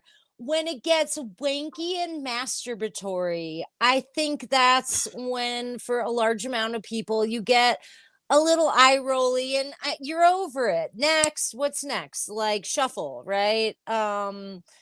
But I think probably the argument that our author is trying to make here, his name is Mark Tracy, is that maybe if you pick through and listen to these jams I've pulled out, you might hear something that might change your mind and make you rethink your relationship to what potentially jam band music is or can do, or maybe we'll find a common thread where we can say, oh, okay, that's interesting. But we start with the Velvet Underground, who is pure rock and roll. I would not call Velvet Underground a jam band. That's dumb. What do you Well, think? I wouldn't call I would call the Grateful Dead a punk band. Oh, well, you are an anomaly. A punk No, band? yeah, with a Maybe DIY like ethos and who just flies their own socially or freak flag. yeah, but not And punk like I'm Iggy Pop, you know, well, go skinny listen and to a land. Space Jam or a Drums Jam. That's some dissonant I shit mean, that I that's maybe more jazz s than I don't know. I and Should we read the okay, book? all right. Let's Okay, read the go for it. article. You start with the Velvet Underground. Okay, so the Velvet Underground, the song it's recommending that you listen to is a certain copy of, or a certain performance of Sister Ray, which is often, I think it's the entire side 2 of White Light, White Heat, or something like that. Oh wow. It's the entire side of a record, and I have it on live recordings, and it goes on. And I just mentioned, I think your earrings keep crashing into your microphone, and it's making. I think you look. They're nice, Well, but I think they're you bonk Phish them around. earrings, but yeah, I'll take them Leave them also. on. Leave them on. No. Leave them on. Leave them I on. don't Leave want them to on. be bonking about. No, but I just be mindful of it. It's fine. Leave them in. They're cool. Okay. I'm sorry to bring it up, but yeah, no. I big said thing. masturbatory. I got excited and my earrings started bouncing around the But room. real quick, it's saying that this version of Sister Ray is from New York on April 30th, 1967, and it's not necessarily like it's not on an album. But I think every version of Sister Ray that's ever been recorded has been a live recording, whether it's been on a live show or it's been on the studio recording. And it's a long monotonous sort of jam that goes a little bit off lyrically. The point I want to make there real quick is that, like, this guy is talking about the thing that all jam bands have in common is that you have to go listen to the live performance. If you don't see it live, you can't get it. None of the things that we're talking about exist on studio albums. The definitive versions of these songs are some live version that you don't know what they are. And I completely disagree with that, because there's so much studio appreciation to be had. And unfortunately, I think the article that's going to touch on that is going to be maybe saved for next week, unless we can get through it. But a reason to maybe tune in if we keep going here. But anyway, I'll keep going. So this version of Sister Ray, which you can go listen to, but maybe you already have it on a copy of your White Light, White Heat. All right, read the article. All right, we begin with a bit of a troll. No, the Velvet Underground is not typically part of the jam canon. Leather jackets and Wayfarers are not the uniform. And one can only imagine what Lou Reed would make of his band's inclusion here. But shearing away your preconceptions and then listening to this rendition of Sister Ray may help you hear the hallmarks of jamming: spontaneity, collective improvisation, even aimless noodling. Fun fact, which I didn't know this, 2 groups called themselves the Warlocks in 1965 before changing their names. One was the Velvet Underground. I did not know that. I didn't know that either. And 2, that the other was the next band. Dun, dun, dun, dun. The Grateful Dead. Wait, let's talk about the Dead and the Velvets. You get through the Dead. Hold on. I want to talk about. So I am not familiar with the song "Sister Ray" by the Velvet Underground. Yes, you are. Yes, you are. You just don't know that you know it. Yeah. I mean, maybe I am. That's true. There's a lot of stuff my ear and my brain know that my language doesn't know by title. So that's probably the thing. Gotta run. It's just this. I gotta think on it, but I love the Velvet Underground, and I can hear that the dude. She had me sticking on my ding dong. Yeah, sorry. Oh, it's spontaneity, collective improvisation, and even aimless noodling, which are sort of hallmarks of what dude is calling jam bands. Yeah, I mean, I think that song, I can imagine of seeing a Velvet's performance, very much like a the Acid Test. I can see them going, even though it was like a slightly different flavor, I can see them going into this space and there being no expectations of what the music can be. And Jerry has talked about that ad nauseum. And I just look at and Mike talks about going, playing the same groove over and over and over and over. And everybody knows the experience of saying a word so many times that it eventually loses its meaning. Yeah. And you go into you pass through, you transcend into something else. And like, I don't know what it is about us who are like looking for that transcendent thing, but I equate it to We some gave sort of. up church and synagogue and we tried drugs.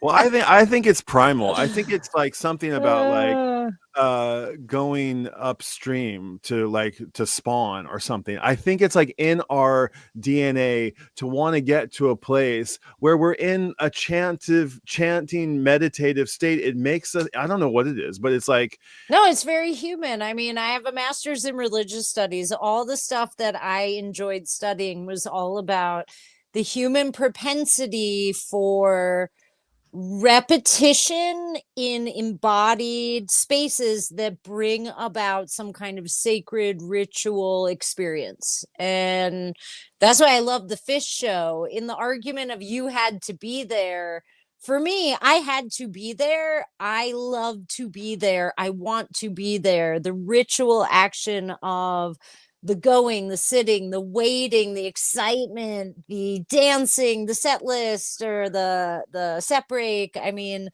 all of that I think is very important for my spiritual connection, let's say, to this noodly music. Maybe actually that's a good segue to the Grateful Dead section of this. What do you think? well, I just think that it's like it's the abandoning of everything to get to somewhere to get to somewhere else. It's the it has something excuse me, it has something to do with the fearlessness of leaving expectations at the door and coming in and not fearing to fail and leaving, like I said, conventions of what things should be so that something can emerge, something spontaneous and Yes. exciting can Yes. emerge. And it doesn't have to be it doesn't have to be jam to do it. It doesn't have to be noodling. It doesn't have to be melody. Excuse me. You look at like I mean, there's just so many examples of a one key song, you know, a one note song. Hip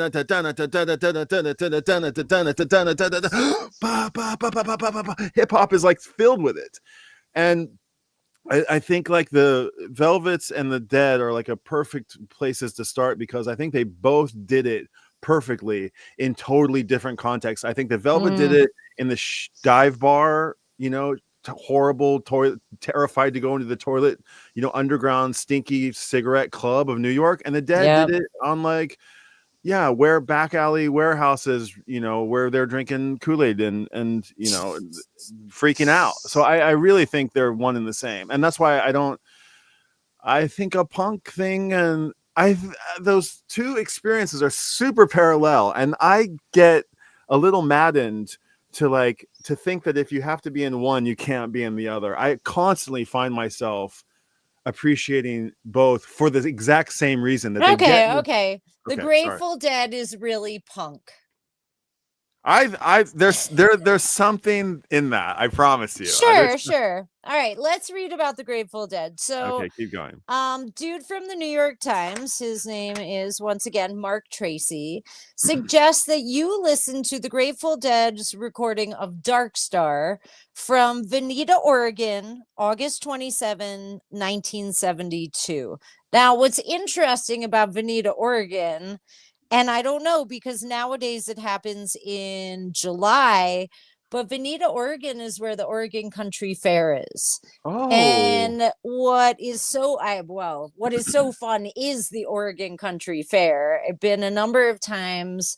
My old band with Stacy Ludlow, EAMI played the Oregon Country Fair twice.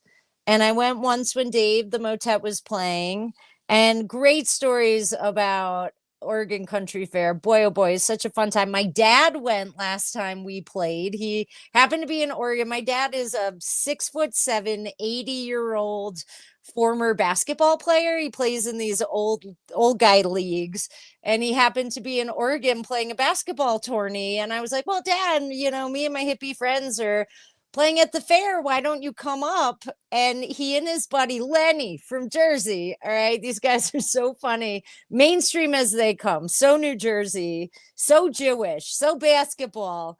They came to the country fair, and my dad and Lenny kept going, "Oh my God, Bob, look at those boobs!" And because there's titties all over the place, everybody's half naked, and it's pretty wild. But my dad had a great time at Oregon Country Fair, and it sounds like the Grateful Dead did also in this version of Dark Star that you must check out. So here's what our author says. Actually, few jam bands sound like the Grateful Dead. After all, the Dead, formed in 1960 San Francisco, came out of the worlds of jazz, folk, country, and bluegrass. But culturally, and this I think is probably going to be a good point, the Dead was supremely influential to the scene. It set a template of musicianship and attitude, punk, in whose shadow every subsequent jam band has labored. You can stick a Dancing Bear bumper sticker on your car no matter what. But for many diehard Deadheads, the band came most alive during its ambitious, spacely out there jams. For such fans, nothing could be more enticing than hearing the bass and guitar, via Phil Lesh and Jerry Garcia, sync for the opening riff that signals Dark Star, the band's hardiest jam vehicle. Shall we go, you and I, while we can? Through the transitive nightfall of diamonds.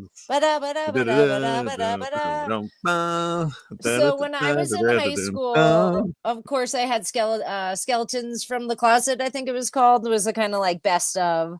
But at one point, I got Two from the Vault. I wonder if you have it? Yeah, I think it was the blue one. Yes. Yeah, it's the blue one. There was one from the Vault that was white, but the Dark Star on that blue double disc album.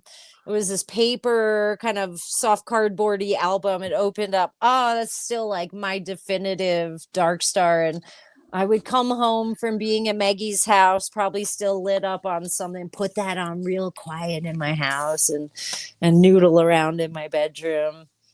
That's a great one. Love me a Dark Star. So that's our second jam band in the primer. Yeah. Why don't you do Dave Matthews? I'm just thinking here. Yeah. Okay. I just want to know if there's anything I want to point. I mean, like go listen to like a Fugazi, like the argument, and then go listen to like Dark Star and tell me you don't see some comparisons in that. Those guys. I'll do that. Yeah. Okay. And yeah, there's more to say about it, but it's for another show. I love the Dead and I love the Velvets, and they somehow hated each other. But did they really? Did they? Did they really? They both changed their names. Now somebody else is just waiting to be a warlock. Well, Mo Tucker in this recent documentary that came out like a couple years ago on Apple TV, she says we fucking hated those motherfuckers, you know, or not necessarily about the Dead, not about the Dead specifically, maybe but the about hippies, San Francisco hippies. Yes. Yeah. I mean, Frank Zappa hated them, but they were also like buying his records, and he didn't do drugs. I mean, it's funny that Zappa is not on this list. If you talk about jamming, Shut Up and Play Your Guitar, you know, that 3 CD album or 3 disc album. It's just the jams. There's like 27-minute jams of Frank. That's a masturbatory jam I could get behind, is Frank Zappa's guitar. I'm surprised that he's not on here, actually. Zappa should be on here. Zappa totally should be. Rat Tamago from Chunga's Revenge is a wicked yes. We're getting some nice feedback here. Before I go off here on Dave Matthews, Mojo is with the show. Please post link to this article that we're reading. I'm stunned by what you just read. Okay, jam is improv. Yes. That's that. Yes. Maybe it's improv bands. Maybe we just need to change the verbiage a little. It could be dual soloing. Yeah. Who's Stephen McCallum? Nice to have you here, man. I don't recognize your name, but appreciate you tuning in and hanging out, leaving a comment. I don't know who that is. I mean, the Almonds and who else had I don't know. I mean, that Dark Star with the that's Phil and Jerry. Yeah. Jerry That's and Phil, I mean, their whole thing was to weave and point counterpoint, right? I mean, that's quite a lot of it. okay. Let's And see. it was Live and probably release. meandering because they were all fucked up on acid and you don't even know what you're hearing when you're hearing it. Okay, Dead were folk rock. I mean, is punk folk rock? Mm. I mean, is it the people's music? Is that what punk is? I What mean, the about hip Grateful hop? Is Dead would him? be punk if punk is the people's music. It's I'm like saying it's people like, on the edge. It's like the superstructure and the structure. yeah, that's what This is the sub. This is out on the edges. it's the attitude. It's like it doesn't come really back to the, yeah, it's a way of life, man. Hey, It's on the man, bus. on the bus with leather. Leather. All right, do Dave And Matthews rubber. Band. Okay, hold on. I want to read some of these more of these comments. Oh, okay. September, Berman, and beyond. It's a Louisville thing. Okay, you guys are talking whiskey. Oh yeah, no. That's when Phish is playing in September. Is Bourbon and Beyond.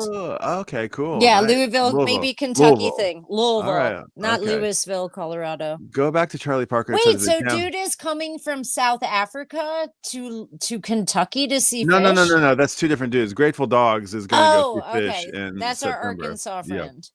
Crystals and shit. No. Grateful Dogs is different. Grateful Dogs is our senior. He was like, I think he saw Phish before both of us. Where does he live? Do we Grateful know? Dogs, let us know where you are. We don't know where in the world you are. Yeah, where in the world are you? And Travis, I just skipped over nice to have you here, Travis. Dead were folk. Yeah, I mean, I hear you. I hear what you're saying. Sorry, you see me all old. I gotta like lift up my glasses to I know see what mine it is writing. I keep losing mine. Okay. Let's see. Go back to Charlie Parker. Charlie Parker. Yeah. That's like why we Verve listen may to have been jazz, given us the jam probably. Yeah. I mean, I got that Two from the Vault Dead record. I got Charlie. I wasn't Charlie Parker. I got what's that? Miles Davis, Kind of Blue. I got in that same Hall of Records. I got I want to say Sting around that time, maybe. I don't know. There was jazz and the Dead definitely go together. Yeah, I mean almonds. Those all the guys. Like Phish was listening to Jimi Hendrix. Jimi Hendrix was listening to Charlie Parker. Yeah. That's the lineage essentially. And I don't mean just specifically those artists, but I just mean those who came before. You hear it all through, that dual soloing thing. That's all Coltrane and Miles, and I mean that's what when I go back and listen to those, that's what I hear. I'm like, oh god, this sounds like the Dead. I'm like, oh, this is where it came from. Okay, Phish is headlining Friday night. Yay! It will be my son's who's 18 first show. Wow. Ooh. Very excited and grateful for the opportunity. Amazing, dude. Very fun. That's exciting. Are you familiar with Joy Division's cover of it? Of which song? Of Dark Star? That would be amazing. Of what? The Velvet Underground? Oh, Sister Ray could be. I'm sorry, Travis. I'm way behind on the comments here, as usual. I often get behind on these comments. Shamanism and the music get me thinking here, Andrea. Yes, shamanism. That's where. Oh yeah, I like there. I've got like 5 books on that in my bookshelves. Maybe at some point, you always pull out your records. I'll pull out some books that might. By all means. Some like heady academic text. That'd be fun. Stefan agrees with me. The Dead were punks, as were the Fugs. I love it. Oh yeah.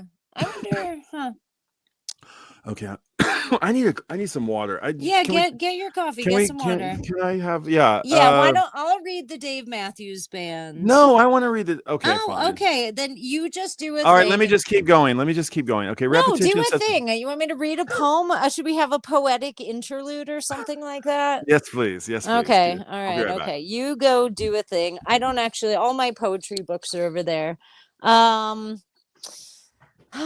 What do I talk about while Brian's getting his water? I can't click through. Okay. Repetition sets up rhythm. Repetition equals refrains in song, poetry. Repetition equals natural cycles. From oceans to orbits and orbits to find the center. So mantras don't just repeat, mantras orbit. Yeah, I can totally dig that. Repetition definitely sets up rhythm. Repetition also sets interesting anchor points. I'm thinking of T.S. Eliot's The Love Song of J. Alfred Prufrock and the sort of free verse touch points before our narrator goes back off into the world, and sort of repetition and rhyme, especially maybe in, let's just say, poetry, since I'm on an Eliot thing at the moment. That rhyme and inconsistency of rhyme, or surprise moments when things sort of touch back in, creates a shape, maybe an orbit, maybe something a little more wild, like a retrograde here and there, or sort of irregular structure. I don't know. There's some interesting stuff to say about all this. I just read 4D Man's comment and was relating through T.S. Eliot, Brian, now that you're back. Okay, good. I couldn't find any poetry offhand to read. Okay. Well, we'll have some on standby for next time. I do have the New Union prayer book, but I don't think anybody needs a Shema Yisrael right now. I've got some books right here. Right over my head. Okay. It's okay. My Jews got it. I've got some other stuff. I've got some old stuff. Wait, what's it called? Shemalius Rail? Shema Yisrael. Shema Israel. Shema Yisrael. Shema means Israel. What's Shema? What's Shema mean? It's just Hebrew. Come on. We say it. Yisrael. Israel. Shema. Okay, I don't know. It's a song. Shema Yisrael.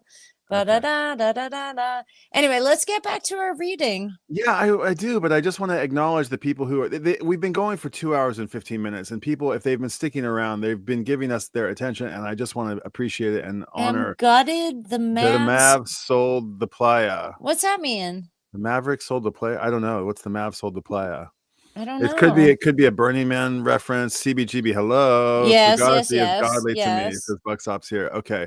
My years in Fugazi, yes. They're from DC. Yeah. Okay. Lovely show, y'all. He's having a good time. Okay. What time is it in South Africa? Glad. Did he have? Okay. The Almonds, Fillmore, Little Feet, Lives, great one. Yes. We are not going to argue these points with you all. We're here for this. The Phish famously closed every show for their first 5 years with Whipping Post. And they also covered Waiting for Columbus in its entirety for like their 4th Halloween musical costume.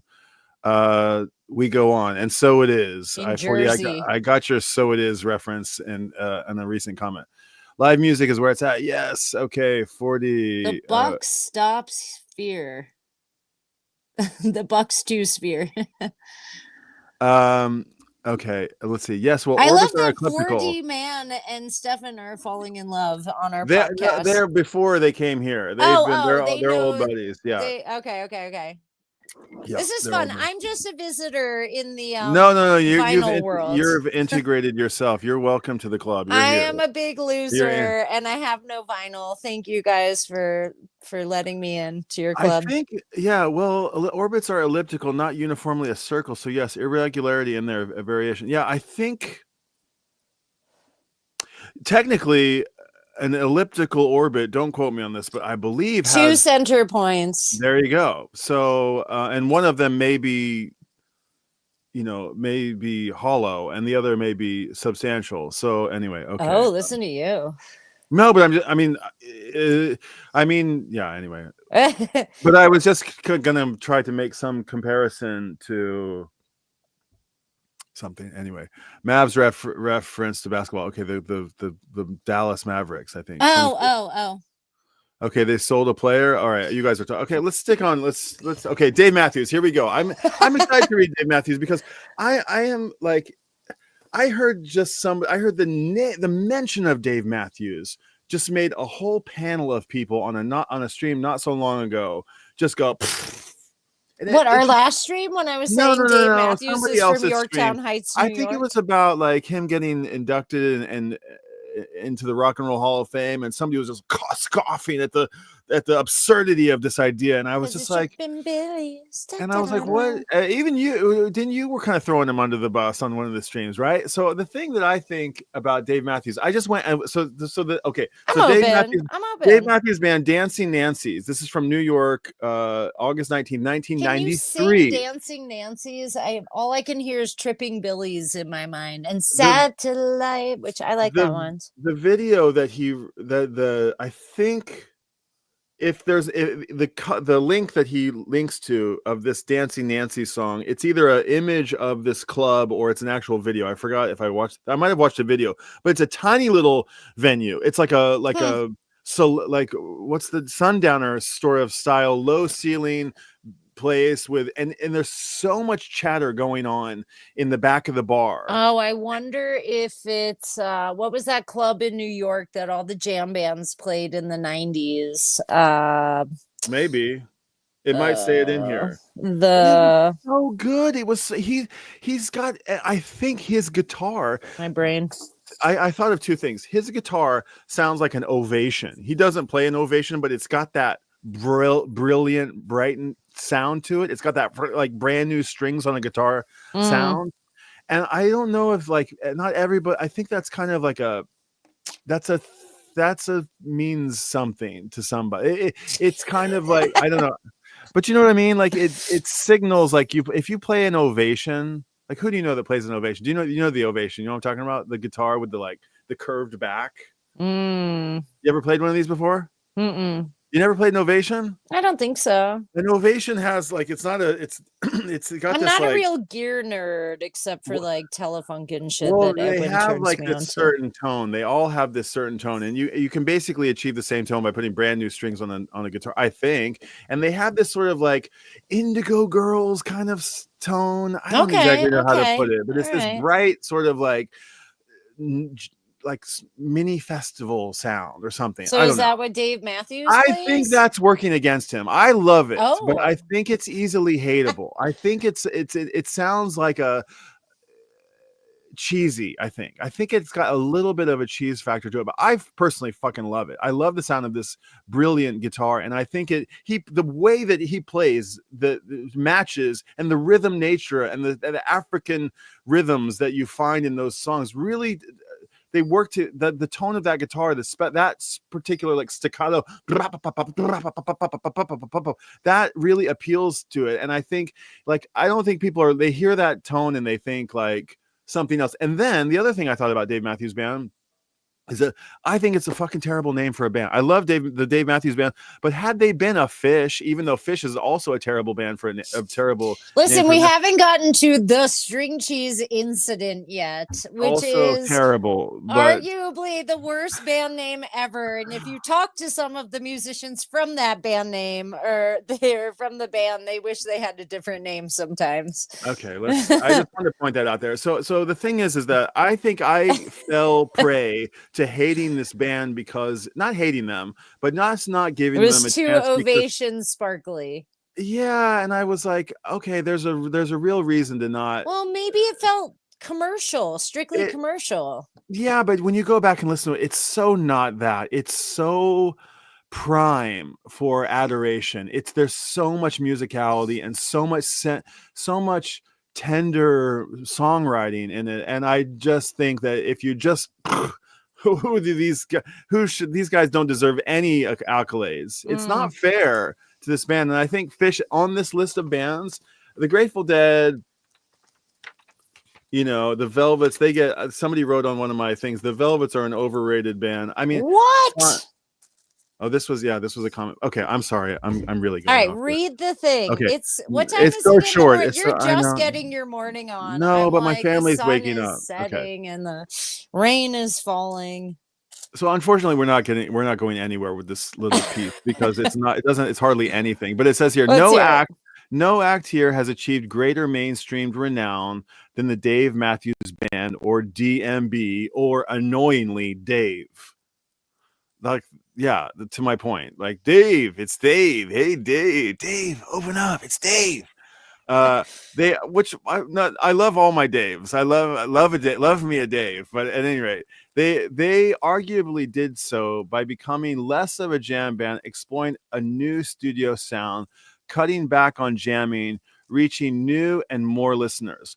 Last October in Cleveland, a super fan, Julia Roberts, inducted them into the Rock and Roll Hall of Fame. But in this 1993 recording of the group, still to release a full-length studio album, sounds every bit a jam band.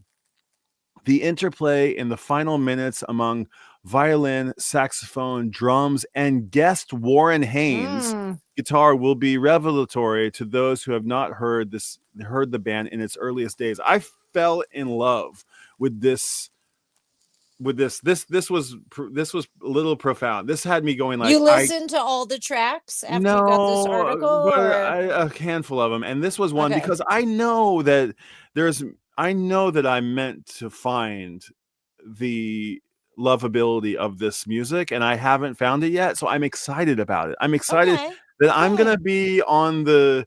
It's a blind spot. I don't know anything. I had one of their two of their records, but I'm gonna go deep. And I've been saying this for years, but I know that I'm going to convert, much like I'm trying to convert, you on Phish. I'm going to also convert the you vinyl on heads. You don't have to convert me on Phish. I'm going to convert, but I have to convert myself first. Okay, so that's an interesting challenge I'm setting up for myself. All right. And Buck Stops Here, who's South African, he's probably a great conduit to know about Dave Matthews because he knows Dave Matthews from '93. He's and he might tell you he's like the Dave Watts of the Dave Matthews Band world from last week. There you go. I will say that I think one thing that might have colored how we hear Dave Matthews is that in particular, he was on the radio. He was like, I grew up outside of New York City. No, it's not a crime. I'm just saying, like, these bands were like, say, on the Horde tour in 91, 92, Spin Doctors, Dave Matthews Band, Phish, blah, blah, blah. Spin Doctors got played so much on the radio. Dave Matthews on 95.5 WPLJ outside of New York City. You could hear all these songs on the radio ad nauseum. So I think for some people, maybe like myself, I was like, oh, he's so mainstream. Even if he was cool or a great musician or whatever, it was sort of like, it was in that time when radio started to be cheesy. And, you had to listen to 92.3 K-Rock out of Connecticut to hear the cool shit, which is all still on like, the oldies radio stations these days, same as it ever was. But I wonder if something about the radio play of Dave Matthews, I mean, the Samples were like that too. They're a Boulder band. They were on the radio. People went crazy for them. Meanwhile, we were serving up Jeep hash browns to Jeep from the Samples at Dot's Diner. It was like, I don't know. There's just some interesting, maybe like folklore that has to do with media and how music got distributed in this particular time. Yeah, I mean, I somehow it's like reflective of like high school subcultures to me. Yes, 100%. And now we're like, we're in our we're middle age. We're late 40s, Bri. I know you all think we're so cute and youthful, but we are aging. No, but I'm happy to. You can see all my silver hair. I don't know where Brian went. I don't want to be in he's probably silver too. Yeah. Anyway, we lost Brian. I'm gonna read Weekapaw Groove because if I don't, Brian will just keep talking and talking and talking. So I'm gonna do that. All right. What's his name again? Oh no, am I not here? Mark Tracy advises that you all listen to Phish's Weekapaw Groove from New York, Madison Square Garden, December 31st, 1995. And I think we are still going, so I'm just going to go. When Garcia died in August 1995, Phish founded a dozen years earlier in Vermont, suddenly became the biggest game in town. Its annual New Year's Eve gig at Madison Square Garden that year caught the group at the height of its early powers. It was probably its most circulated recording in the days of tape and CD trading, and remains the closest thing it has to a Cornell show. It's a great place to start to understand why Phish, which, boasting the same four-man lineup for nearly 4 decades, still sells out arenas and records original albums, is unsurpassed in this scene.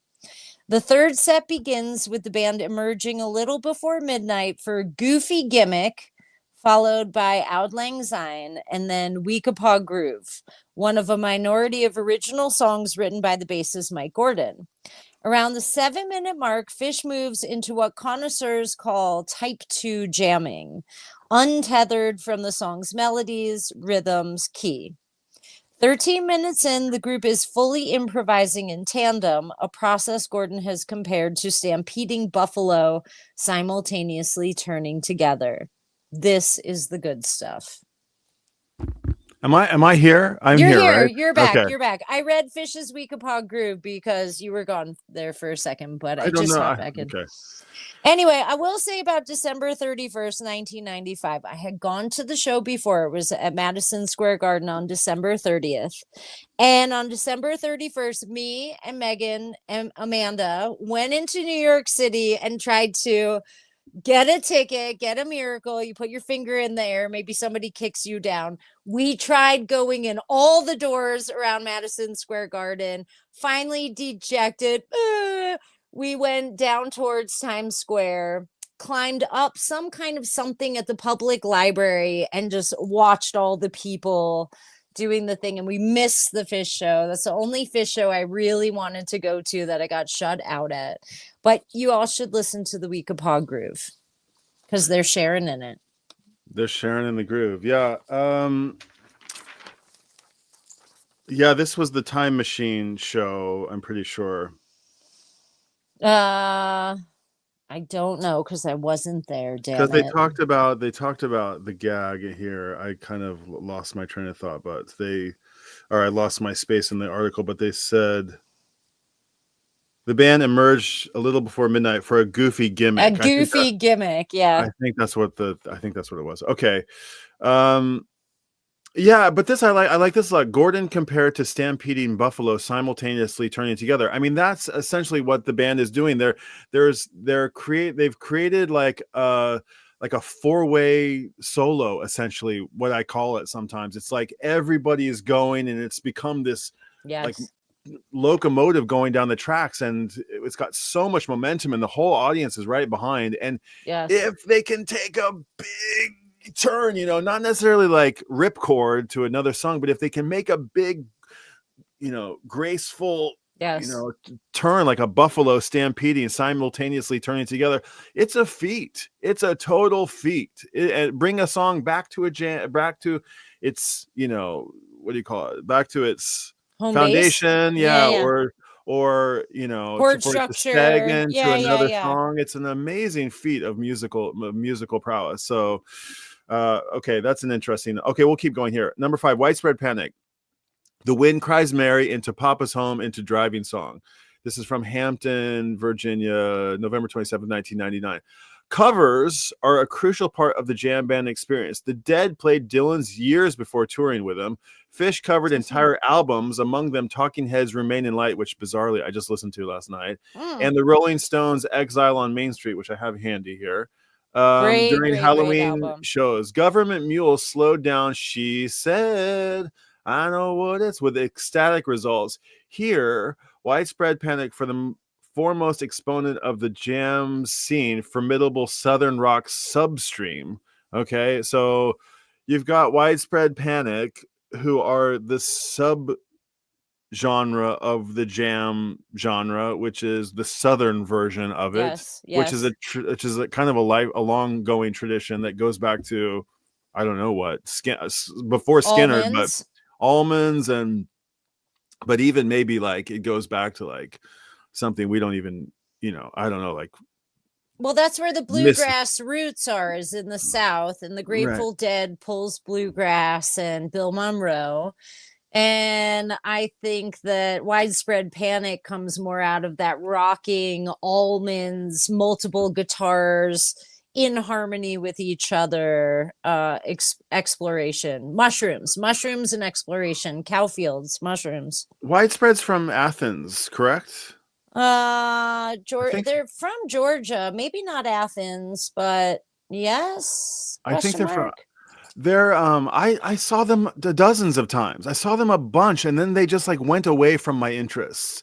And did I read everything about them? Oh wait, okay, wait a second. Yeah, they take on a Jimi Hendrix classic. Yeah, here Widespread Panic, the foremost. Oh yeah, okay, take on a Jimi Hendrix classic with The Wind Cries Mary, and then partake in another jam band, Chestnut, the Segue.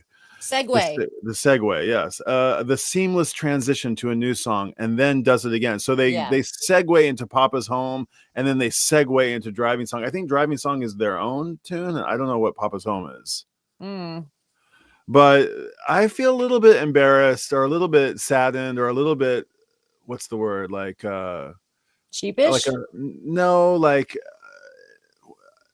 I feel like I abandoned Widespread Panic. I like left them. I feel guilty that I have a reasoning as to why that happened, but we're not going to talk about it publicly online, I think. Okay. All right. Well, I feel a little bit like that's a great band. It is. They are a great band. And they get, they get teased for being, country bumpkin fans or whatever. And they get teased for being like, this sort of rowdy their music is rowdy, rockin', explorative. Now they have Jimmy Herring who plays with them. And he is fucking awesome. He comes out of Jazz World. And he is just such a monster. I think he was in the hospital maybe in the last year. I'm not exactly sure what's going on with his health, but he is just phenomenal. Jimmy Herring. Jimmy Herring played Boulder Theater a lot of times. I saw him play with a lot of, I don't know who he was playing with every time. Maybe Aquarium Rescue Unit. He played with like Medeski. He's done all sorts of wonderful sort of like avant-garde jazz jam things. He's a fucking monster. So good. Okay. So go listen to some Widespread Panic. I'm going to open my mind back up to Widespread. I haven't listened to any Widespread in a really long time, and I want to go here. I have, Ain't Life Grand. That's about as far as I got, and I didn't go any further. But I'd like to again. There's a lot of common. There's a great album called Till the Medicine Takes, and that was really, really big in my rotation in I want to say 2001. In Boulder, when I moved into student housing and was hanging out with Danny Schaefer. That was in my big rotation then. It's really good. Shall we move on out with Danny Schaefer? Yes, who wrote a song about Dave and Dave. It's a great name. Da da da. Yeah, that's how me and Stacey Ludlow end up meeting. She hates me because I'm dating her ex-boyfriend, Danny Schaefer, for a hot second. Okay. And she comes into the diner and then she falls in love with you eventually. How's Danny Schaefer doing?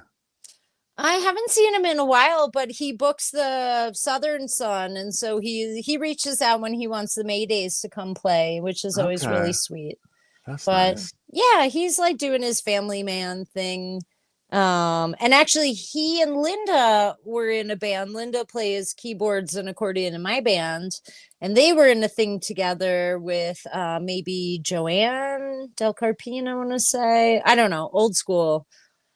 Maybe even before our time in Boulder, or right when we get here and we're younger and hating on Dave Matthews and they're just doing their folk scene, those guys. Should we read about the String Cheese incident? A band from Boulder, Colorado? Yes, let's do that. But hold on real quick. A few comments. Oh, yeah, let's get the comments. We're just mad mates, Andrea. We don't need vinyl. We need stories. Okay, girl, I got stories. Here they come. Well, he's known Dave for 30 plus years. Stephanie. Oh, okay. So yeah, he goes back to wherever they go back to. So is it true he's from Yorktown Heights, New York, my hometown, and moved to South Africa? Because that's what I heard growing up. Okay, Andrea, a few early demo tapes, also with Tim Reynolds. I know that name. Tim Reynolds is awesome. Okay. Crap band name, Worst Fans. Great music in my Muso, in my humble opinion. I like Muso. That's that's like a what are the avos or a sandy, like for a sandwich? No, what do they say how do they say? Yeah, avo. Yeah, there's a few of these. Yeah, that's a southern hemisphere slang. Muso. Largest seller for wow. Wow, interesting. Okay. Remember two things. Strange that. That was pretty good. Remember two things still sings. Okay. Okay, you guys consolidate some of these comments. No, well, we have to figure out how to see them as they come up live so we can actually I can do that. I can set that up. We can actually get a thing. We'll do that next time so then we can respond, like we'll know what they're talking about. Okay. I'm glad I am heard. Thank you. Yeah, okay. Georgia. Okay, that was Widespread Panic.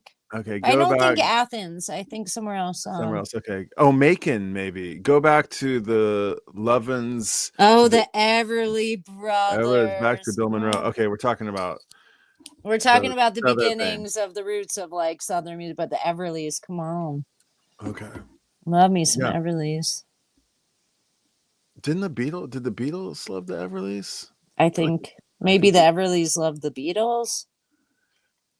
Okay, Wanda Jackson, a true punk rocker. All right, we're all over the place. All right, go for it. String Cheese Incident, a Boulder band. Okay. Should I give some stories before I get in here or what? If you like. I don't really have that many, but all right. Well, the String Cheese Incident is a band from nowadays Boulder, Colorado, and they have been friends of mine, the dudes in the band, for a long time. My ex-husband, Joe, who passed away, used to work for the String Cheese Incident. He was an accountant for the band. So in the late 90s, when they were sort of just getting to be this, like they might have been the guys who got the jam band name started even, because we know it was before Dave, it was before Phish. But they got just a fun gang of folks. Their whole record company, their management has gone on to sort of do huge, amazing things in the music scene more widely in the US. And they're so fun. So Mike Travis, drummer from String Cheese, lives 2 blocks up the street when he lives in Boulder. Mostly he's in Maine, but we always have coffee in the morning. He's one of the few people I can deal with in the morning. We just shit talk all the time. He's so funny. We have just a long, dear friendship. All these guys are wonderful. Dave played with Kyle Hollingsworth and this is the name will annoy you, the Kyle Hollingsworth band, Brian, kind of like the Dave Matthews band. And then Kyle has some songs that sound like the motet, which is interesting. He's the keyboard player. And then we have Michael Kang, who plays this sort of custom electric mandolin that's sort of engineered to be this kind of guitar, like mini guitar thing.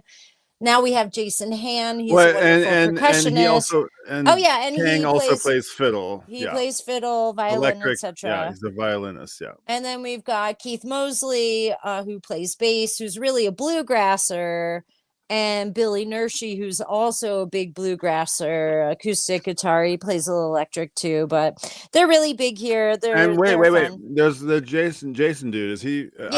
Jason is a percussionist. He came a bit later to the band. Okay.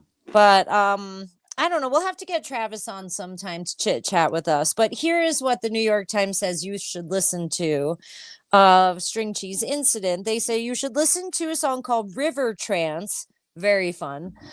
From Mount Shasta, California, August 7th, 2001. A rootsy Colorado outfit boasting mandolin, violin, and lap steel guitar, String Cheese Incident was a vital part of a 1990s jam band bumper crop. This river trance has the complete experience. The fiddle introduces a quicker tempo. The drumming aggressively picks it up. The bass, piano, and guitar follow. And an outro best described as bluegrass with electric organ caps it off. Not a ton of insight musically, but I like that String Cheese gets an anchor point in this article because they are so jammy. And all the fans out here, boy, oh boy, if there was ever a gang of folks that liked tequila and acid more than the String Cheese fans, I don't know who it is. It's always a big party. It's always so loose and dancey. I mean, you get real loose at a String Cheese show. It is fun. And they do a lot of eye candy things too. They do the big hooplas and shebangs. I think they're going to do a shebang where they're going to do a whole set of 420-esque music. And there was a big bong made. I probably shouldn't be saying this, but sorry, Nadia. Don't get mad. They have a lot of stuff up their sleeves, the String Cheese. The Cheese are, yeah, it was kind of a, I mean, they kind of came out of the Double Dig house a little bit. And yes, Kane lived there, Digger. Travis lived there. Yeah. Nurse's in those old pictures. Yeah. And I was always a little bit like, oh, look, these guys are kind of rock stars. I'm hanging out with these rock stars. I didn't really know their music entirely well. There wasn't that much to listen to. You know, there wasn't like, I don't feel like that much of it exists. In fact, I think they kind of, they were a band that I feel like kind of were surprised by their own success. I mean, they quickly went from like a motet sort of, well, that's not fair to say to them. They went, like Dave had been working, like he'd already been in 3 bands. He'd already been in this thing. And then I feel like String Cheese just kind of like, whoop, suddenly they were on the national stage. I felt like I never even saw them in like a little club. I don't think I ever saw them like play any little shows. They were just suddenly headlining Red Rocks or wherever it was. Yeah. They played the Fillmore. They played Red Rocks. They went out on a tour with Widespread Panic. I went out with Allison Shepley, and one night String Cheese opened for Widespread, and then the next night Widespread opened up for String Cheese. So they had this kind of cross-pollination. That was maybe summer of 2002. So their fans, they sort of exposed each other's fans to the other band, which is pretty interesting. And now String Cheese, they play Red Rocks every summer. Widespread Panic plays every summer. Such a different feeling, probably a majority of the same fans that are local. Yeah, I there's something about that's another giant blind spot for me. I was very, very fortunate to have seen Cheese a bunch of times. Oh, Brian, he's in the circle of death again. Oh no, I feel Lordy Lord. I think I'm fine. We'll have to wait on Brian's story about String Cheese. I seem to be fine here. Good Lord. I hope he comes back, because the last so wait a second. Blurb in this article is a modern jam band. Their name is Goose, not to be confused with a New York band called Geese, the plural. But Goose is one of these anomalies. And if Adam Bradder is still listening, I'm going to try and really have an open heart about my commentary here. I have seen Goose a handful of times now. Hot Rick Mitochondria, that is not his name, but he has a sort of like long mitochondria sort of last name. Gosh, isn't he so handsome? And boy, oh boy, he sounds just like Trey. I think he plays a Languedoc guitar. He's got maybe the Ross compressor going on.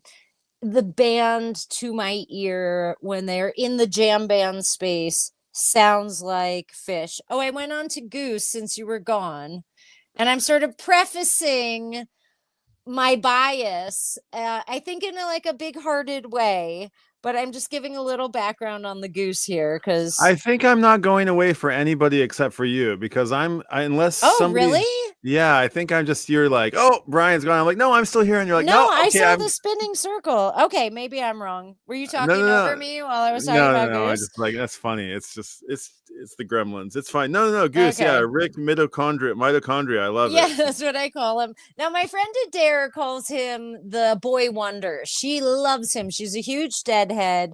She just went down to Mexico to see the goose thing. You have the record? I'm on goose. I'm on goose. What do I you think think about? I don't think we've ever talked about them. What do you think? I haven't really said all of what I think right at this point, but what do you think, well, Bri? I think I like the sound. I like the sound of the band a lot. Like I just think that when the whole thing gets going, that's the sound I'm after. I kind of wasn't finished talking about Cheese, but I'll tie this back together. Okay.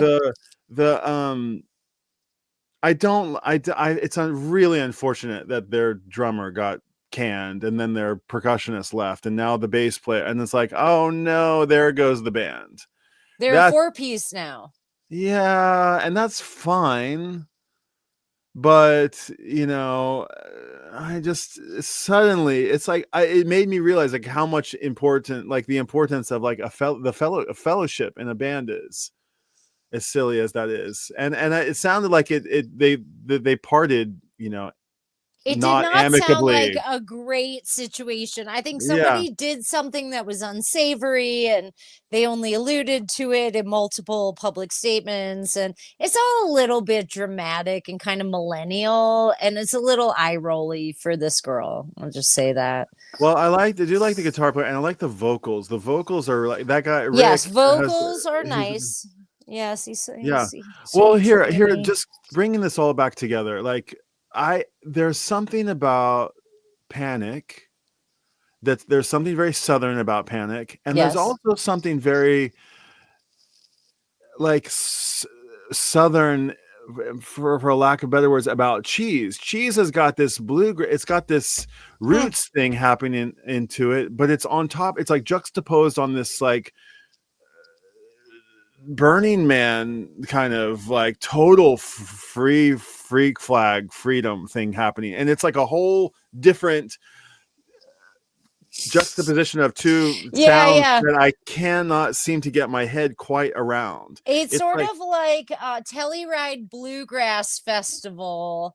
If you could take that and drop that into Burning Man, is sort of String Cheese. And they add a side of Jamie Janover Realmsmobile or something. Right. It's a little like it's so left of center, and it's like they're somewhat incongruent. I don't know, something about like folk and rock or but it works.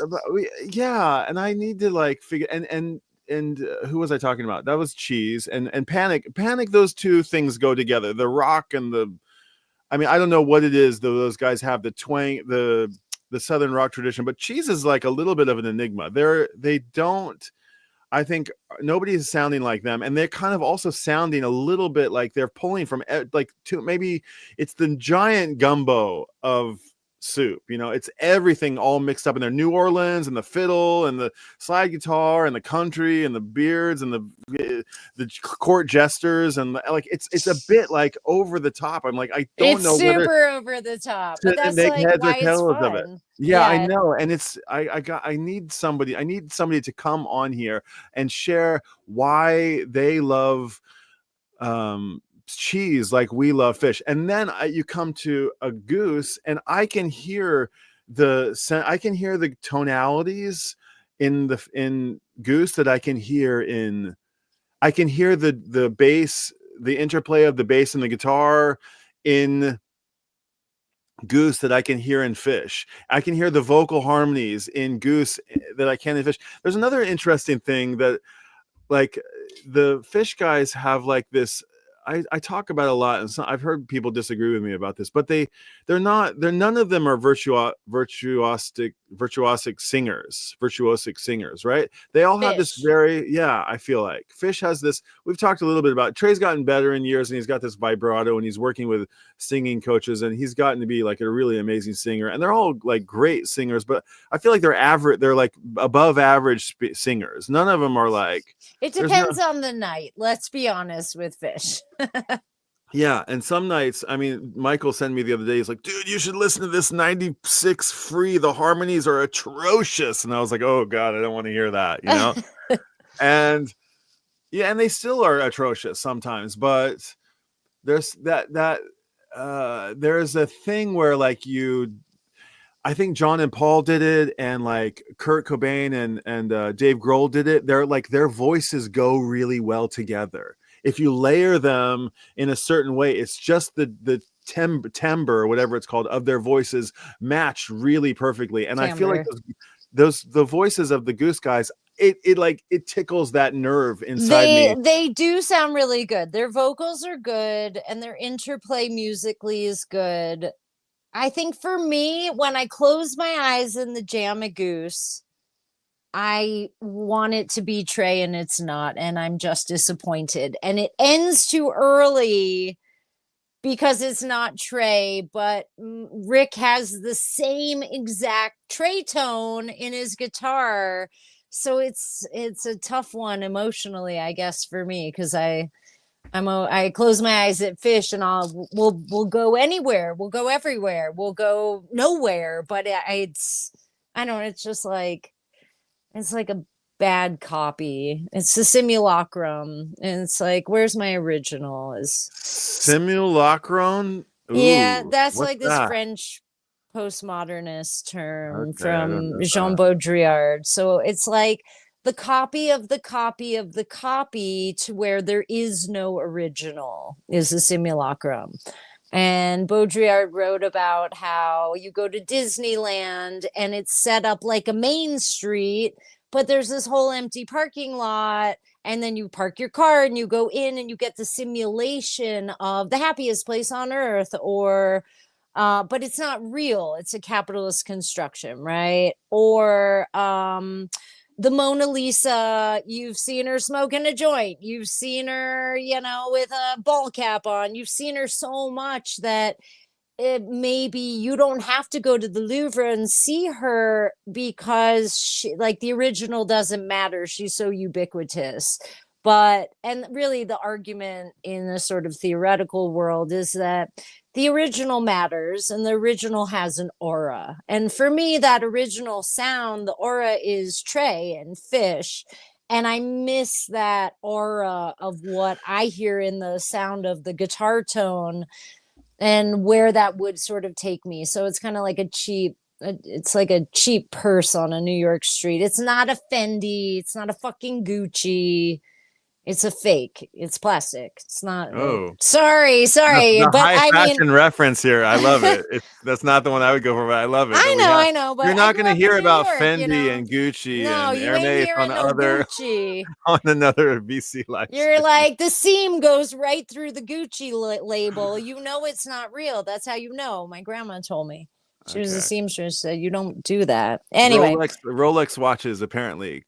Fake ones, not the tick, the smooth, exactly. It's like that guy, and then you're like, it's your dick. Oh my God, here, this is an interesting point that you bring up, because this is, I feel like, what we're guilty of, us Phish snobs. Yes, let's condemn ourselves now. Is that we want everything to be as good as Phish, and like it can't be, and we're like jaded, and we are jaded, dismissive, and total assholes, snobs, that we don't think that everything else is pithy compared to this band that is above all. It's like our religious fervor is nauseating the most, because like we're justified but we're just speaking the truth. If that's all we're saying, I mean, like it's just fact, that nobody can compare. And nothing compares to Phish. But it's true. It is very true. I mean, be as great as Phish, because sometimes Phish is so bad, and we love that too. We love that, like, cringe-inducing harmony even. That's what makes Phish like human and sort of I love the fallibility about them too, and that our whole fan base who loves them so hard flames them so hard too. But if it I don't prevents know. you from like I'll go see appreciating, Goose again. I'm not gonna not go, but yeah, but if it closes off your heart, I don't know, like, because then you're Phish is just like, dry and cold inside. no, but Yes. it's like, in one hand, Phish is a conduit to so much other music. I would not have half the records that are in my collection if it weren't rabbit Yeah. holes, not necessarily songs that Phish covered, but it was like, oh, this is from that, and that's from this, and this is from that. And that's how, like, it was a textbook for, or a a style guide for all of, these Yeah, rabbit holes yeah. that I could eventually go down.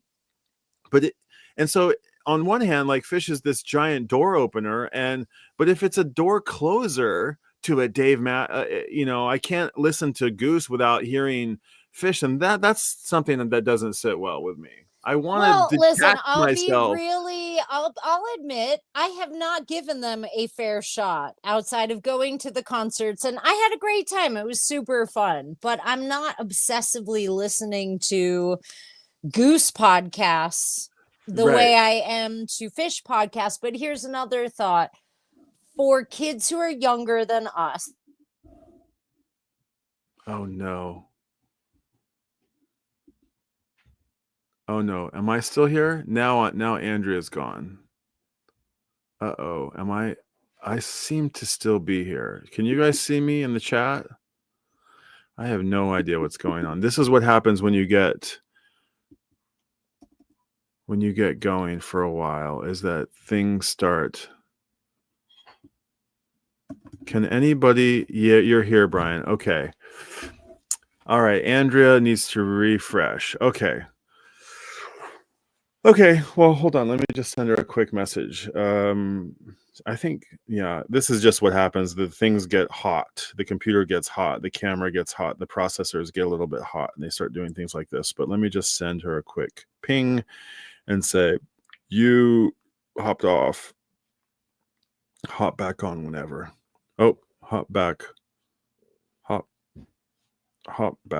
on when you can. Okay, so there you go. This is the level of mania that we have for this band, and it's not us, obviously. I mean, this is the way that I would say that lots of people who adore this band like we do, this is how we talk. This is how we feel about the band. It's not just me and Ann who are just crazy diehard fans. This is everybody who sort of like swears by this band. And I wonder, that's a thing I've been wondering about, like, especially like deep digging, deep crate digging, and like really going off into listen to some really left field music and avant-garde and music concrete and like all of these super sort of niche genres. Like, do you have to abandon popular music to go find these music? Do you have to like stop listening to popular music? And I've kind of come to the conclusion that maybe you have to like abandon it for a few years, maybe, to like really level up your knowledge of everything. And so, yeah, but at the same time, nothing quite like in the Amanda Petrusich article with the New Yorker, she says Phish like borders on euphoria. She mentions the word euphoria. And I can be unplugged from Phish for months, like those in between months, or they won't do a summer tour, and like it'll go away, and like I won't have a hit of it for a while, and then suddenly like it comes back, and it's like I was never gone, and it's the same like you don't like how it's like dosage. It's like you don't need more or less of it. It's like it's always there. It's like riding a bike. It just like comes back, and it's like, oh, okay, it's back. Here it is again. And I'm pretty sure it's like there aren't people out there who who listen, who don't have this experience where like Phish has introduced them to more music. it is always that. So that anyway, that was the last band on this jam band primer. It was I'll read it. I think Andrea read did we already read it? I'll read it. Goose. This is the fourth. Here, Andrea's back.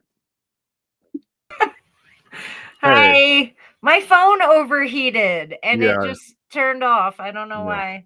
Yeah, I think that's not a big deal. Sorry. But it's good to have you back. No, I was just saying that like this fandom is not unique to us. I mean, and this sort of not manic, but just like detailed, complex appreciation of this band and how it like branches off in so many tendrils is definitely not unique to you and me. This is like everybody who loves this band loves it for the reasons that we keep going off about, I think. Are we talking about Goose or Phish? Phish. Okay. Read Goose. Okay. They're not booing, they're saying Goose. Founded 11 years ago, the Connecticut-based Goose is the jam band with the largest following since Phish. With a sold-out Madison Square Garden date next month to match, the group has self-consciously fashioned itself as earlier acts' successors, while also assimilating influences from the world of indie rock. Interesting. I don't know if I'd say that. And making itself and its live sets very available to fans. The wonderful improvisations in this rendering from Goose's triumphant 4-night run last year at the Capitol Theater, a Westchester County, that's your hometown, right? Westchester County jam band mainstay is thrilling. Okay, Pancakes. I went and listened to that. I don't know much of the discography, but this record, Dripfields, is fantastic. It's really, really good. I actually own it on CD. People like it. People like it a lot. It's great. It's very, very fun to listen to. And some of the songs have lyrics and some of them don't. And everybody's kind of the front man. Rick is the guitar player. He's kind of got a, primary personality in the band, although I don't know all the band members' names, but the other dude who's sort of the other front man, even though I think keyboard guitar guy with the mustache. I mustachio a question. He's also got a great voice, and I like his songs, even though he's a bit of a corn dog. But I'm giving them a shake, but there is something to be said about it. Has to do with the tone of the overall soundscape, the overall sound of the band that is appealing to me, that like something like a widespread like wore off a little bit or Sure. Yeah, I don't know exactly how to put it, but okay. Well, yeah. And so we had some nice feedback here. I'll pull up playlist. There's the playlist. Yeah. Well, I think it's linked in the, let me see if I've got it up right here. So this is a subscriber only newsletter thing from the New York Times. So if you have the Times on your phone or something, you could probably find this. And well, you can go to anything like, how do I get past a pay? There's heaps of like get past a paywall. Sure. So just plug it into a paywall site. All of the tracks are on Spotify, Apple Music, etc. They said in the article. So right. Yeah. So all right, what's going on in the chat? What do we got? Hot show. Which one? That's nice. That's Buck Stops Here. No, I know. What show was the hot show? I think he's talking about this show. Oh, our show. We're a hot show. I think so. Hot. It's a good show. Kinetic, dynamic. You have good rapport and just wacky enough to be elliptical. Okay, I like that. If an ellipse, indeed, it does have 2 points. But if one of them is full and one of them is empty, which one is which in our dynamic? I'm the empty Are you one, full? for sure. No, empty. Are you sure? I don't know. Maybe. Yeah, it's we're taking turns. We just sort of pass it back and forth. All right. I'm so glad we're a hot show. That's great. But there could be something wrong with Buck Stops Here and 4D Man. I mean, it's I think there is something slightly. No, God, don't offend our top audience. No, but I think that's a badge of honor. I would say in my eyes. I'm into it. No, I am too. But I'm saying that, like, yeah, it's a little island of misfit toys. There's another YouTube channel that has that title already, but maybe it appeals to some. Maybe there's more misfits out there. We are the island of misfit toys. No, we're not. Somebody else already Well, I mean, is. like, metaphorically speaking, I'm here for that. Yeah, but no, God bless 4D and Buckstops here for keeping the chat going so strong, and You actually guys are all the the best. accolades. It was really Don't nice. Stop. Don't stop. We are very grateful. Very, very. But and they're a little bit, you know, I want to say, like, when I mean, you know, you and I are on, I don't know, like we got like 1 foot on shore and 1 foot on the canoe, you know. And something about these two guys as well. Like, Buckstops here has lived all around the world. I think 4D Man is was he a professor? I forget but I know he's very, very, no, he says he's not a misfit. Yes, you are, Buckstops here. You're very much a misfit. He's a filmmaker. He's not a misfit. He's filming the misfits. It's true. No, it's He's good. A creative. Clearly, we are creatives also. What I'm trying to say is, like, Brian has a real life where he's super creative, bro. Birds of a feather flock together. That's what I'm trying to say. So yes. Yeah. It's nice to have the chat reflecting a little bit of the same energy that we're putting out there, I feel. That's nice. Well, we are grateful. Episode 4. So we save, obviously, Phish's Syracuse trophy accolade, Key of the City, and Learning to Love Phish for the next set. Think when we talk about Fishman, we are probably going to have quite a lot to say. Okay. And Learning to Love Phish. I haven't pre-read any of this. Yeah, those are our guys. Am I backwards? I might be backwards. No, I don't think you are. It's just like kind of shiny. I don't know. Do you have your thing in a folder? You got plastic folders? But let me just see if I'm let me look on the live stream and see if I'm backwards. I never know if I am or if I'm not. Oh no, I seem to be okay. Okay. Yeah. All right. Well, thanks for being here, everybody. It was fun hanging out. Let me get myself. It has been just lovely. Yeah, time to get my Saturday going, my Sunday going here. Maybe, yeah. What time is it in Japan, Bri? 10:45. All right. Yeah, 3 hours. Here it is. I think we need an early. Yeah, we need an earlier start time, I think, because these guys are like side-eyeing me, like, how long is this thing gonna go on? So your family?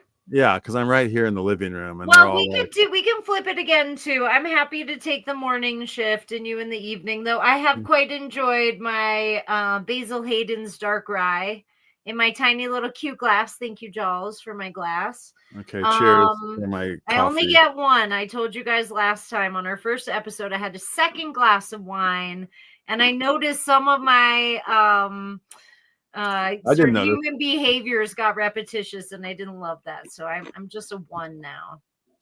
Okay, but I love chit-chatting about music with you, Bri. It's always really fun. It's fun. We had a nice time this time around. Yeah, if you guys have things to suggest to read, leave a comment. That Howl idea is an interesting one, because that's less daunting than the Rick Rubin book. But I like it. I'm really excited to talk about that at some point. I left my Ginsberg collection at school for the summer, though. I'm not planning on going back there, and I don't have a printer for the summer, but that's okay. We'll figure it out. Someone's got a printer somewhere. Yeah. Get a throw a like and a subscribe on this. Throw a like on this video if you haven't already. And I don't know how we do this, but let's get you a printer and a microphone. Well, I have a dead one over here. I've got 2 dead ones in the studio or in the garage. They just, you get a free printer with your $3,000 computer or whatever, and then it breaks like 8 months later. It's a total racket. The ink costs so much. Anyway, whatever. I've got 2 printed articles. We'll do this again soon. I'm going on the river in 2 weeks. I'm going to go on the Yampa for a 6-night camping trip, and I'm going to get feral on the Colorado River with my friend Megan and her family. So if we want to do another one before, we've got 2 articles. I leave on the 5th of June. Okay. So you're going down the Colorado? I'm going down the Yampa. It's I think it's a tributary of the Green. I've been on it. It's amazing. It's going to be so fun. How many rafts are going? 8 rafts, 22 people. Oh my God. 6 nights camping, a bunch of old school river guides who are now Have you been? Doctors and lawyers. I went on the Green River I went through Desolation Canyon 2 years ago, which was my first river trip. Now, if you have never been on a river trip before, audience, there's something called the Groover, and it is a box with a toilet top, and you have to shit in the box, okay? Here's the rub. You don't want to pee in the box. You just want to poo. So it's real tough meditation out there on the river. Yeah. But one thing I will say, this crew, they always put the Groover in the most beautiful spot. So you're sort of hammered at the end of the night. You've done all your choices and you're going to climb into your thing. And you go have to deal with the Groover and all the stars are out. It's just, God, taking a shit and stars are whizzing by. I mean, it's a pretty surreal and strange experience to go out, and I'm so looking forward to it. I can't wait. The river's amazing. I think I will feel like a normal human after that trip. Right now, I'm just shedding my high school teaching. Stay safe, please, because I will. We have an emergency room doctor who's one of our crew. Okay. And we have a lot of veteran river crazy people. Dangerous. So it's actually dangerous. I think there's only one big class 4 or 5 rapid. Okay. And hopefully, if we flip the boat, hopefully we did a good job tying everything in. And I think you're supposed to go feet first, down, not face first. I don't know. It's a whole big thing. I'm hoping we don't flip the boat, but mostly I think you just drink a lot and hang out and try not to get sunburned. Yeah. Are there kayaks coming, or is it just rafts? I don't think there's any kayaks or duckies. I think it's all row your boat. Okay, fine. Couples and odd friends like myself. Have fun. I'm just a hanger-oner.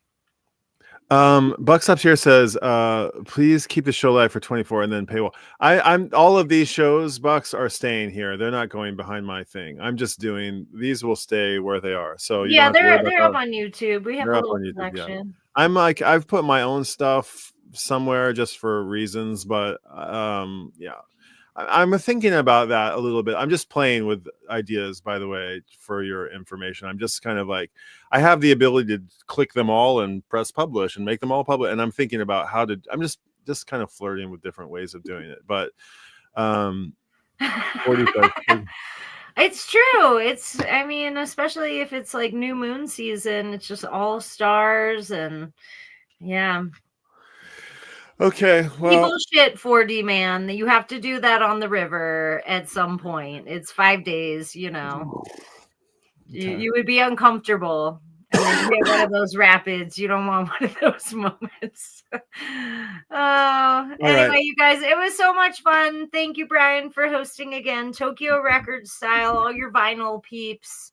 Yeah, big love to everybody. Thank you for accepting me as a freaky sideshow to your world. Thanks for being here, Andrea. You're kind of we got to get you. Let's get your own channel going. We'll cheer you on. When I have something to say from my own world, maybe I'll do that. Right now, I'm just percolating a bunch of projects that are fun, and I'll tell you about them next time we meet. Okay. Yeah, same time, same place ish next weekend, yeah? Yeah, that'd be really fun. I have a recording project coming up, but I think that's during the week. My band is doing this cool thing in the UK for a nonprofit called the Specialized Project. And we have a genre of music. We have a song that we're recording. So we're going to do that over the next 2 weeks. And that's a fun thing. We did it last year, and some other music stuff coming up. So okay, yeah, I'm feeling good about Read Icculus. It's pretty fun. It's really fun. We have a great time. I hope you guys like it too. I have a lot of pride saying I have a podcast. My friend Brian in Tokyo. I feel very cool. Oh, nice. Yeah, I'm digging. It's fun. Yeah, you're good. It's fun. So let's keep it going. All right. Yeah, with more reading. We'll always come back to reading, but Read let's get Edwin on. Let's get Michael Travis on. Let's get yeah. I'll let's find get out. some rock and roll Yes, heroes. we will get you some guest stars. Okay. We'll get everybody some guest stars. We'll hear more. All right. Have a good Saturday night, Ann. All right. Have a great Sunday morning, Bri. 4D Man, Buckstop's here, all the peeps, all the friends, Grateful Dog. Thanks for stopping by. We'll see you guys next time. Yeah. Okay. See y'all then. Bye now. Peace.